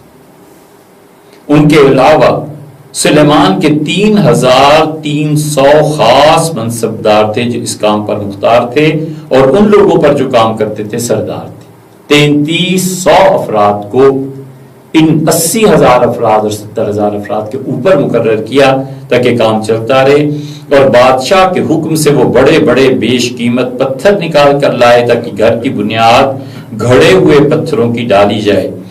اور سلیمان کے معماروں اور ہیرام کے معماروں اور جبلیوں نے ان کو تراشا اور گھر کی تعمیر کے لیے لکڑی اور پتھروں کو تیار کیا. اب یہ کون سی جگہ ہے؟ وہ جگہ ہے جہاں پہ حضرت داؤد علیہ السلام خدا کا گھر بنانا چاہتے تھے. اس موقع پہ 2 باتیں یاد رکھنے کے قابل ہیں. ایک تو یہ کہ حضرت سلیمان علیہ السلام نے یہ گھر تعمیر کیا.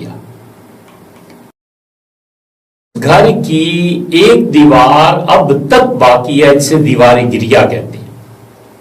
جیسے ہمارے یہاں ملتزم ہے، لوگ وہاں جا کر اللہ سے دعا مانگتے ہیں، وہاں پر یہ دیوار ابھی تک باقی ہے. ایک بات یہ خیال میں رکھنی چاہیے. اور دوسرے یہ وہ جگہ ہے جسے ہیکل سلیمانی کہتے ہیں.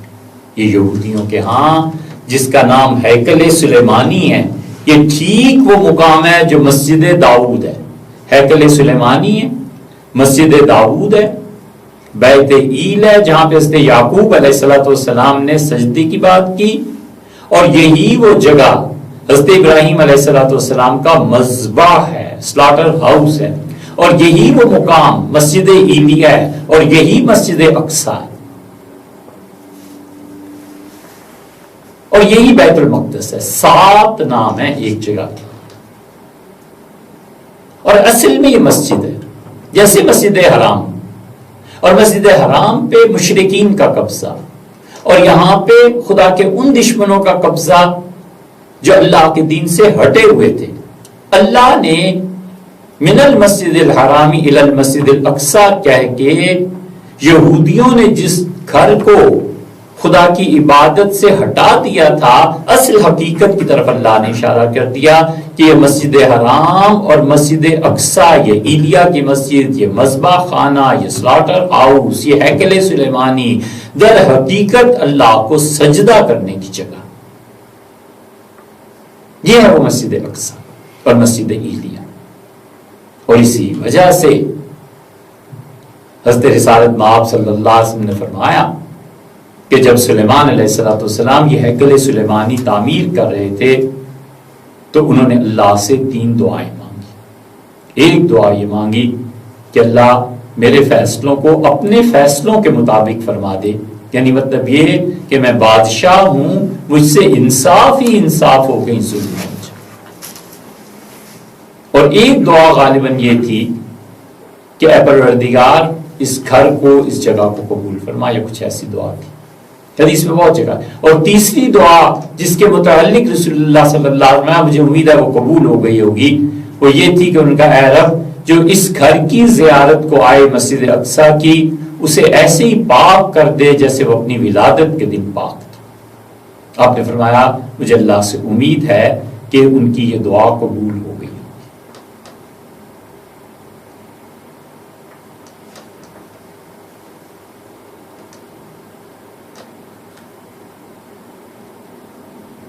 ایک ہی جگہ کے آپ نام دیکھتے جائیے.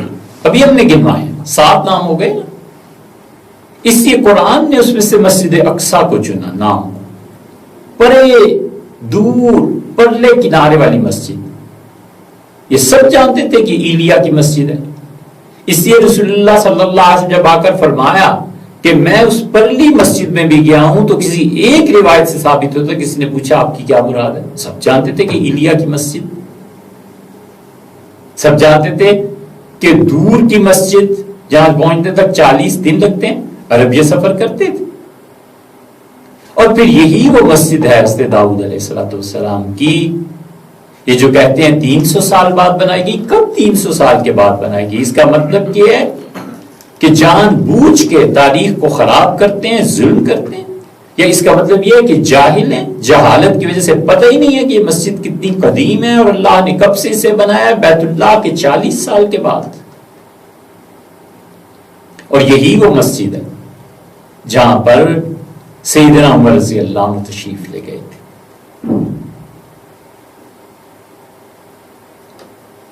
مسجد ایلیا، یہ مسجد ایلیا اتنی مشہور چیز تھی اس زمانے میں کہ جیسے کوئی کہہ دے کہ تاج محل. ہر آدمی جانتا ہے کہ تاج محل کا مطلب ہے آگرہ میں شاہ جہان بادشاہ نے جو بنایا. جیسے کوئی کہہ دے لاہور میں شاہی مسجد، سب جانتے ہیں، مزید تعارف کی ضرورت ہی نہیں، تعارف سے بے نیاز. بالکل اسی طرح ایلیا کی مسجد کا ہمارے یہاں آپ تذکرہ اگر دیکھیں تو سیدنا عمر اور علی رضی اللہ عنہما دونوں نے فتویٰ دیا. ان کی یہ فتویٰ امام شافعی رحمۃ اللہ علیہ نقل کیا ہے کتاب الام میں. یہاں حج کا باب آتا ہے نا کہ وہاں سے آنے والے لوگ احرام کہاں سے باندھیں گے، تو عمر اور علی امیر المومنین رضی اللہ عنہ دونوں نے کہا کہ ایلیا کی مسجد. یہ لفظ استعمال فرمایا. اس کے شواہد پیش کریں کہ صحابہ کرام رضی اللہ عنہ، خود رسول اللہ صلی اللہ علیہ وسلم اور ان سے پہلے بھی لوگ سب جانتے تھے وہ مسجد کیا.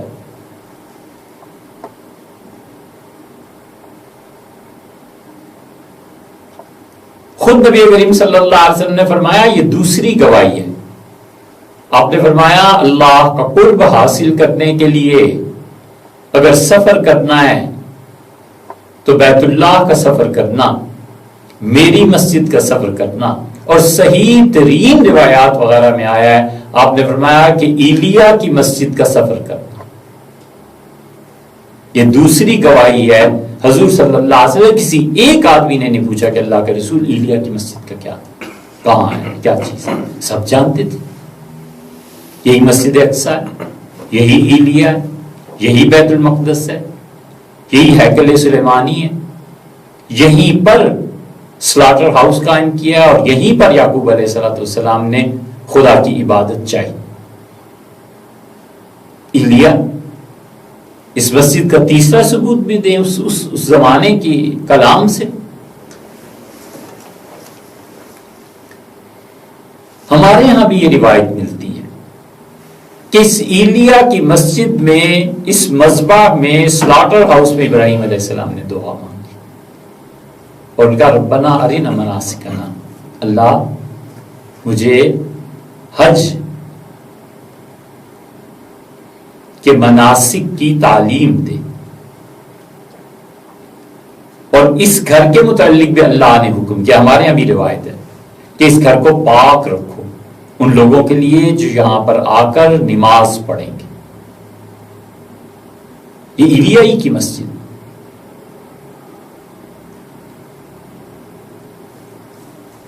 چوتھی چیز، غزوہ تبوک میں عوف ابن مالک رضی اللہ عنہ کہتے ہیں، یہ چوتھی گواہی ہے کہ معروف جگہ تھی۔ عوف ابن مالک رضی اللہ عنہ کہتے ہیں کہ میں اس خیمے کے قریب پہنچا جہاں حضرت رسالت مآب صلی اللہ علیہ وسلم تشریف فرما تھے، اور پوچھا کون؟ میں نے عرض کیا عوف ابن مالک۔ آپ نے فرمایا اندر آ جاؤ۔ تو انہوں نے حضرت رسالت مآب صلی اللہ علیہ وسلم سے ذرا سا مزاح یا پھر حقیقت ہوگی چہرہ مبارک کو اندر کیا عوف ابن مالک نے، اور کہا اللہ کے رسول سارے کا سارا ہی آ جاؤ؟ تو حضور صلی اللہ علیہ وسلم سارے کے سارے ہی آ جاؤ، پورے آ جاؤ۔ اور پھر حضرت رسالت پناہ صلی اللہ علیہ وسلم نہایت خوشگواری کے ساتھ ملے اور فرمایا عوف تمہیں بتائیں قیامت کی علامتیں؟ 6 چیزوں کو یاد رکھنا، اور پھر فرمایا سب سے پہلے تو میری موت ہے، دنیا جتنی مرادی تھی گزر چکی ہے، اب اس کے بعد جو دنیا باقی رہ گئی ہے تو اس زمانے میں اب قیامت آنی ہے نا، تو اس کی پہلی علامت تم دیکھو گے وہ میری وفات ہے۔ یہ ایک چیز بتائی تم دیکھو گے کا مطلب یہ ہے کہ پہلی علامت ہے۔ عوف ابن مالک رضی اللہ عنہ کہتے ہیں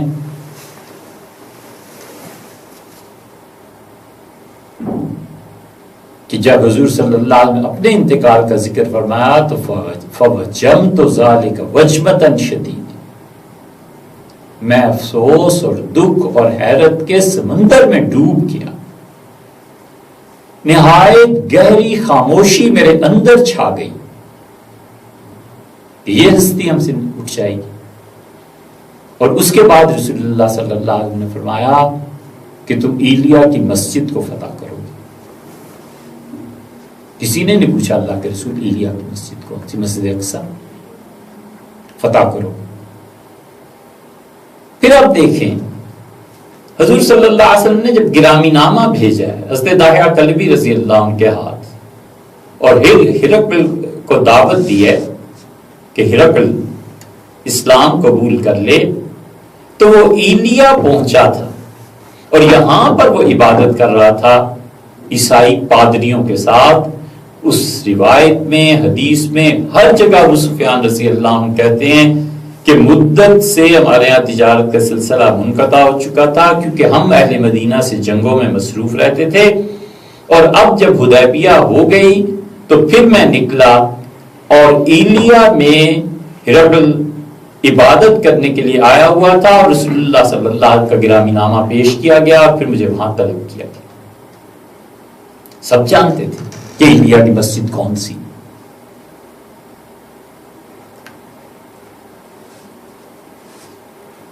اور یہ وہ مقام تھا جسے حضور صلی اللہ علیہ وسلم نے ایک اور طریقے پہ بیان کیا۔ آپ نے فرمایا جب میں وہاں پہنچا بیت المقدس میں تو ایلیا کی اس مسجد میں اس ہیکل سلیمانی پہ 2 پیالے مجھے پیش کیے گئے، ایک میں شراب تھی اور ایک میں دودھ تھا، اور ایک روایت میں آیا کہ 3 پیالے، ایک میں شہد تھا۔ تو مجھ سے کہا گیا آپ چن لیں ایک۔ تو اس ایلیا کی مسجد میں نے دودھ کا پیالہ چن لیا۔ جبریل امین دیکھ رہے تھے اور الحمدللہ الذی ہداک للفطرہ، تمام تعریفیں اللہ کے لیے ہیں جس نے آپ کو صحیح انتخاب کی توفیق بخشی ہے۔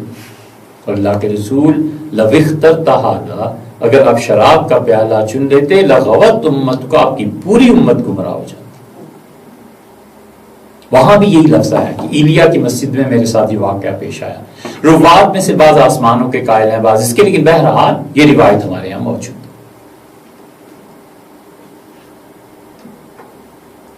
حضرت محمود ابن ربیع رضی اللہ عنہ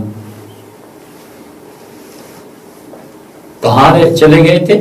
صحابہ کرام رضی اللہ عنہ کہتے ہیں ایلیا چلے گئے تھے۔ یہ محمود بچے تھے، 4 برس کے ہوں گے، صحیح بخاری میں ان کی روایت ہے۔ وہ کہتے ہیں کہ حضور صلی اللہ علیہ وسلم کو مجھے اتنا یاد ہے کہ آپ ہمارے کنویں پہ تشریف لائے تھے، ہمارا ایک باغ تھا، اس کا ایک کنواں تھا، یا کسی کا بھی باغ تھا، کنواں تھا، اور میں وہاں کھیل رہا تھا، 4 سال کا چھوٹا سا بچہ. تو حضور اقدس صلی اللہ علیہ وسلم نے مجھے پکڑ لیا اور آپ نے کنویں کا پانی پیا، اور جو پھر پانی رسول اللہ صلی اللہ علیہ وسلم کے منہ میں تھا میرے منہ پہ ڈال دیا. محمود بچے تھے. حضور اقدس صلی اللہ علیہ وسلم کے واقعہ بہت لوگوں نے نقل کیا ہے. ان کے بارے میں کہاں رہے؟ ایلیا میں رہے. ایلیا کون سی جگہ؟ وہی جو ابھی آپ کو بتایا، تیری ہیکل سلیمانی. یہی وہ مقام ہے جس کے متعلق حدیث میں آتا ہے کہ عبداللہ ابن عمر رضی اللہ عنہ وہاں تشریف لے گئے تھے، اور عبداللہ ابن عمر رضی اللہ عنہ نے کہا وہاں بیٹھ کے ہیکل سلیمانی میں کہ حضور اقدس صلی اللہ علیہ وسلم 4 چیزوں سے اللہ کی پناہ مانگتے تھے، اور نبی کریم صلی اللہ علیہ وسلم اللہ سے مانگتے تھے کہ اللہم انی اعوذ بک من علم لا ينفع. اللہ میں تیری پناہ مانگتا ہوں اس علم سے جو فائدہ نہ دے. اور دوسرا یہ فرماتے تھے کہ ومن قلب لا یخشع، اور اللہ میں تیری پناہ مانگتا ہوں اس دل سے جو تجھ سے نہ ڈرے. تیسری بات ومن دعاء لا یسمع، اللہ اس دعا سے بھی تیری پناہ مانگتا ہوں جسے تو قبول نہ فرمائے، جسے تو سنے بھی نہیں. اور چوتھی چیز وَمِن نَفْسٍ لَا تَشْبَعُ، اور اللہ میں پناہ مانگتا ہوں اس دعا سے، اور اللہ میں پناہ مانگتا ہوں اس نفس سے جس کی خواہشات جتنا بھی پورا کر دیجئے وہ بھرے ہی نہیں.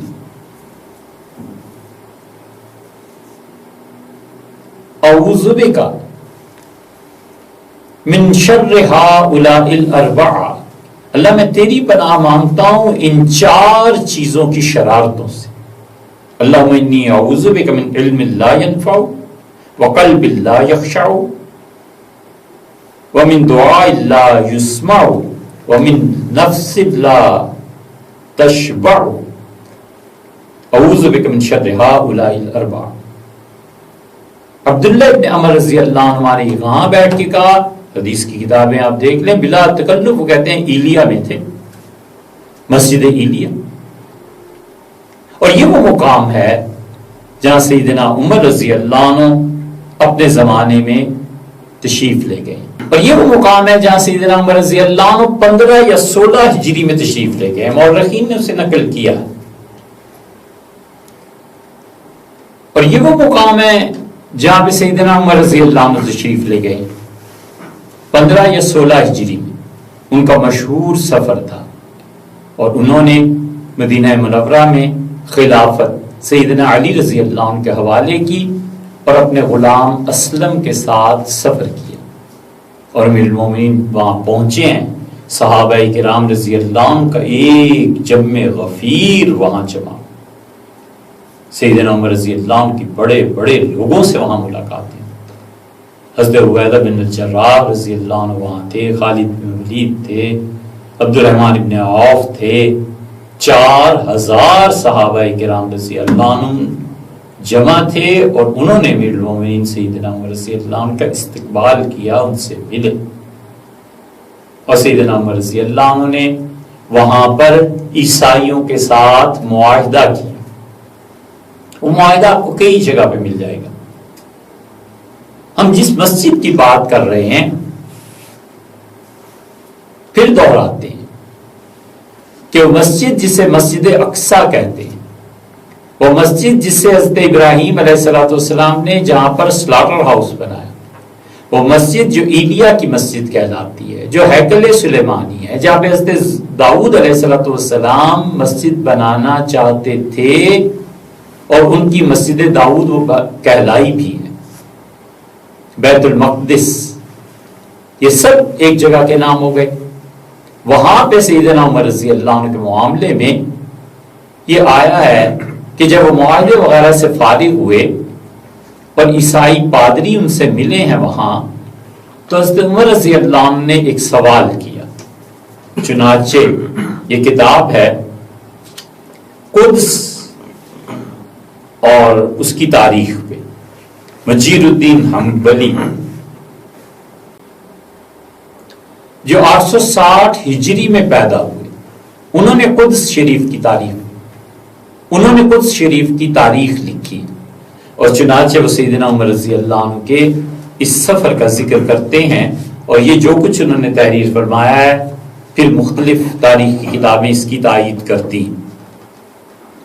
وہ کہتے ہیں کہ فلما فرغ عمر من کتاب الصلح، جب سیدنا عمر رضی اللہ عنہ فارغ ہوئے اور صلح کا معاہدہ ہو گیا بینہ و بین اہل القدس، اور قدس والوں سے اور سیدنا عمر رضی اللہ عنہ سے یہ معاہدہ دونوں کی شراکت سے طے پایا۔ قال لبطریقہا، سیدنا عمر رضی اللہ عنہ وہاں کے پادری سے فرمایا کہ دلنی علی مسجد داؤد، مجھے بتائیے داؤد علیہ السلام کی مسجد کہاں ہے؟ قال نعم، میں نے کہا ضرور۔ خرج عمر، سیدنا عمر رضی اللہ عنہ تشریف لے گئے 4000 من الصحابہ، صحابہ کرام رضی اللہ عنہ میں سے 4000 صحابہ رضی اللہ عنہ کے ساتھ، اور وہ لوگ جن کے پاس اسلحہ نہیں تھا وہ تو اس کے علاوہ بھی ہزاروں کی تعداد میں تھے، یہاں تک کہ فَأَدْخَلَهُمْ الْكَنِيسَةَ الَّتِي يُقَالُ لَهَا قُمَامَةٌ، وہ پادری صاحب جو تھے انہوں نے سیدنا عمر رضی اللہ عنہ کو ایک گرجا دکھایا اور کہا یہ ہے داؤد علیہ السلام کی مسجد، اور اس گرجے کا نام قمامہ تھا۔ فنظر عمر وتأمل، سیدنا عمر رضی اللہ عنہ نے اس گرجے کو دیکھا، غور فرمایا اور خاموش ہو گئے، اور پھر تھوڑی دیر کے بعد کہنے لگے کہ کذب تھا، یہ جھوٹ ہے۔ وَلَقَدْ وَصَفَ لِي رسول اللہ صلی اللہ علیہ وسلم مسجد داؤد، حضور اقدس صلی اللہ علیہ وسلم نے مجھے حضرت داؤد علیہ السلام کی مسجد کے متعلق بتایا ہے، اور دیکھیے جو رسول اللہ صلی اللہ علیہ وسلم نے مجھ سے نقشہ کھینچا تھا یہ وہ مقام نہیں ہے، یہ جھوٹ ہے کہ داؤد علیہ السلام کی مسجد یہ ہے۔ حضرت عمر رضی اللہ عنہ ہیکل سلیمانی چاہتے تھے، فَمَضَىٰ بِهِ إِلَىٰ كَنِيسَةٍ، پادری وہاں سے نکلا اور اس نے حضرت کو ایک اور جگہ دکھائی، یقال لها صہیون، جسے صہیون کہتے تھے، اور اس نے کہا کہ یہ ہے حضرت داؤد علیہ السلام کی مسجد۔ فقال له كذب، حضرت عمر رضی اللہ عنہ کا جھوٹ بولتے ہو۔ فَمَضَىٰ بِهِ إِلَىٰ مَسْجِدِ بَيْتِ الْمَقْدِسِ حَتَّىٰ انتہا بِهِ إِلَىٰ بَابِهِ، وہ پھر چلے اور انہوں نے بیت المقدس اس مسجد اقصی پہ لے جا کر کھڑا کیا، اور اس کے اس دروازے پر پہنچے الذی یقال له باب محمد صلی اللہ علیہ وسلم، جس کو آج کل یہ اپنے زمانے کے ذکر کر رہے ہیں باب محمد کہتے ہیں صلی اللہ علیہ وسلم، اس جگہ پر کھڑے ہوئے، اور پھر وہاں پر ایک کوڑے کا ڈھیر تھا، اور انہوں نے اس گلی سے نکل کے بہت سی سیڑھیاں طے کروائیں اور کہا کہ حضرت ہم اس میں داخل نہیں ہو سکیں گے جب تک کہ ان سیڑھیوں سے اتر کے نیچے یہ جو آپ کو دروازہ نظر آ رہا ہے اس میں جھک کے داخل نہ ہو۔ فقال عمر، سیدنا عمر رضی اللہ عنہ نے کہا کوئی پرواہ نہیں ہے جھکنے میں، لیکن میں اس مسجد کو دیکھنا چاہتا ہوں۔ تو سیدنا عمر رضی اللہ عنہ جھکے، ومن معہ، اور جو ان کے ساتھ 4000 صحابہ کرام رضی اللہ عنہ تھے، سارے جھک کے اس دروازے سے اندر کو داخل ہوئے۔ فنظر عمر رضی اللہ عنہ دیکھا، وتأمل مليا، اور کچھ دیر خاموش رہے، دیکھتے رہے، ونظر یمینا وشمالا، انہوں نے دائیں طرف کو دیکھا پھر بائیں طرف کو دیکھا، اور سب چیزوں پر غور کرنے کے بعد فرمایا اللہ اکبر، اللہ ہی کی ذات سب سے بڑی ہے، ھذا والذی نفسی بیدہ، اس رب کی قسم جس کے قبضے میں عمر کی جان ہے، یہ وہ مسجد داؤد ہے علیہ السلام جس کی الذی اخبرنا رسول اللہ صلی اللہ علیہ وسلم انہ اسری بہ الیہ، جس کی خبر مجھے رسول اللہ صلی اللہ علیہ وسلم نے دی تھی، جو نقشہ انہوں نے میرے سامنے بیان فرمایا تھا یا نقشہ کھینچا تھا، یہ وہ مسجد ہے۔ اب ہم صحیح جگہ پہ پہنچے اور یہیں سے رسول اللہ صلی اللہ علیہ وسلم کے سفر معراج کا آغاز ہوا تھا۔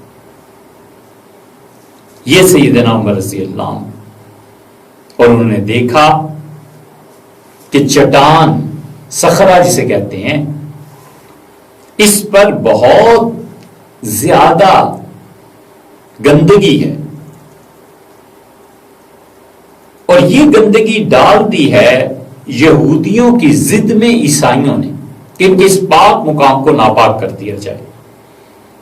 فبسط عمر رضا، سیدنا عمر رضی اللہ عنہ نے کہا، اس پادری نے کہا کہ حضرت بہت گندگی ہے، یعنی مطلب یا شاید یہ مرادوں کے چلیں۔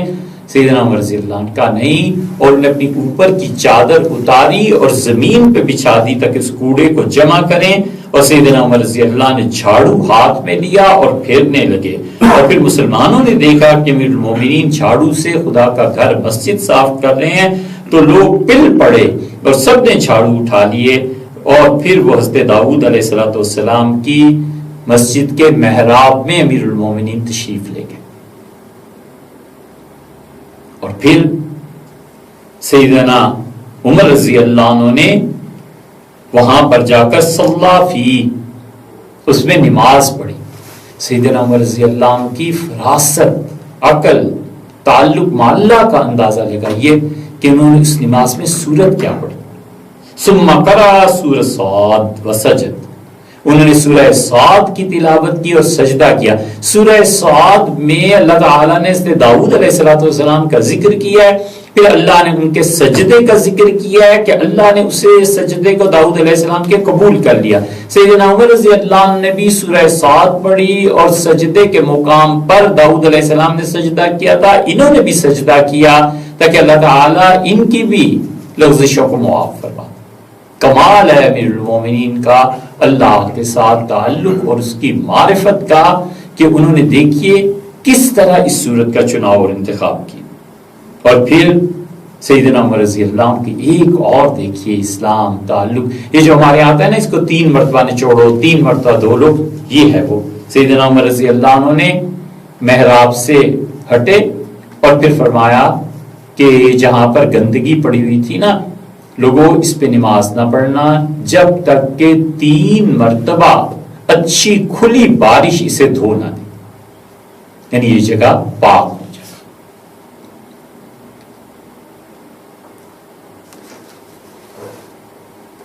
یہ سیدنا عمر رضی اللہ عنہ کی دریافت تھی اس مسجد کی۔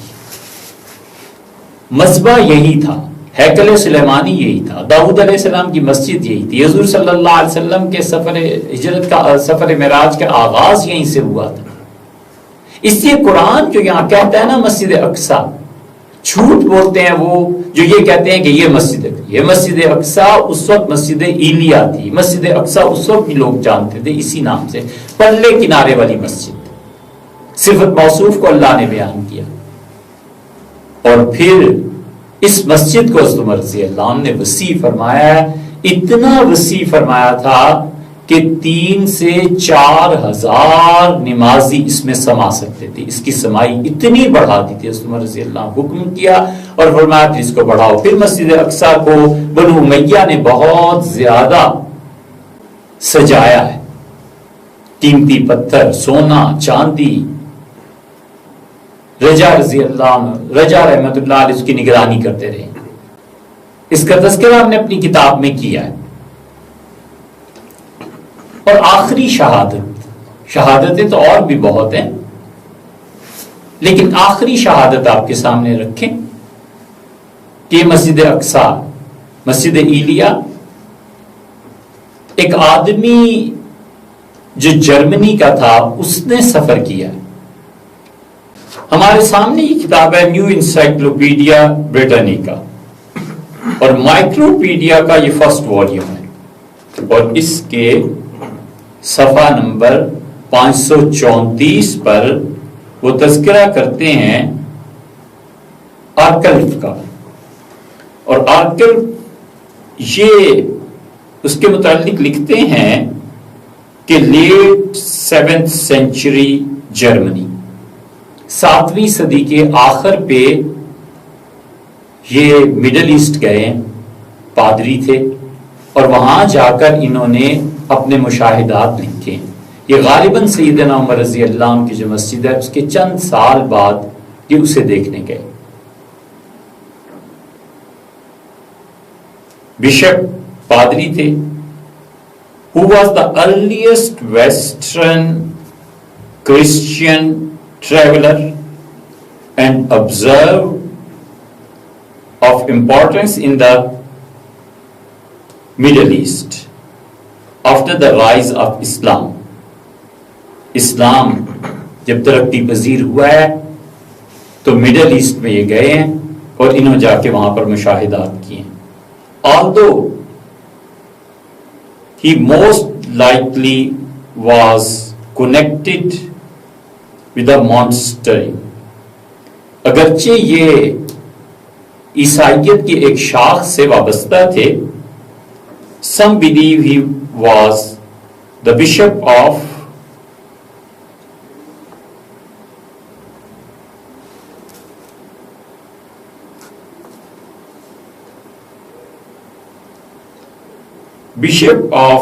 Paraguay Aquitaine. یہ فرینچ لفظ ہے، یقیناً ہم نہیں پڑھ سکتے۔ دیکھنا چاہیے کہ یہ غالباً عیسائیوں کا ایک فرقہ ہے جس سے ان کی وابستگی ہے۔ یہاں پر ان کا تذکرہ آیا ہے، اب ان کا سفر نامہ پڑھیں۔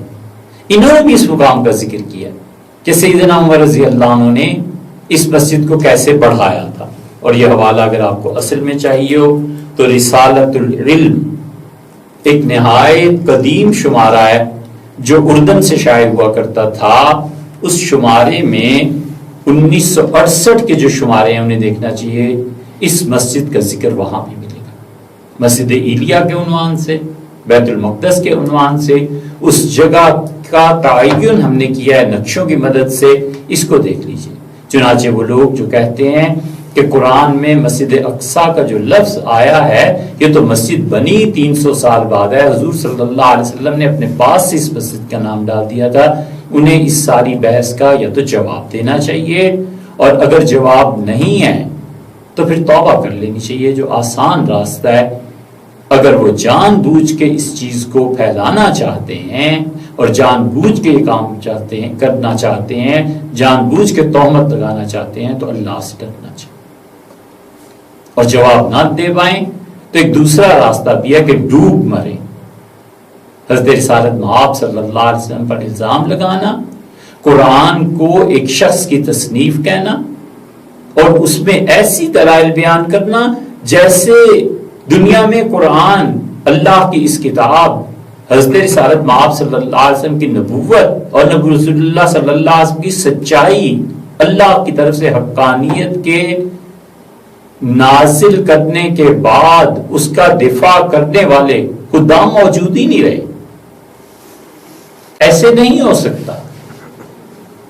جب تک ہمارے دم میں دم ہے، جب تک ہماری رگوں میں خون ہے، ہم نے اس دین کو ایسے ہی قبول نہیں کر لیا، ہم اس دین پہ ویسے ہی نہیں عمل کر رہے۔ ہمیں پورا یقین ہے کہ حضرت رسالت مآب صلی اللہ علیہ وسلم جس دین کو اپنے بعد آنے والوں کے حوالے کر کے گئے ہیں، یہ دین قیامت تک چلنے کا۔ اگر اس میں کوئی جھول ہوتی، کوئی جھوٹ ہوتا تو ہمیں سچائی زیادہ عزیز ہے۔ اس لیے ان تمام لوگوں کو غور کرنا چاہیے جو مسجد اقصی کے لفظ پہ اس آیت کریمہ میں اعتراض کرتے ہیں۔ امید ہے کہ اس بحث کے سننے کے بعد ان کے اشکالات دور ہو جائیں۔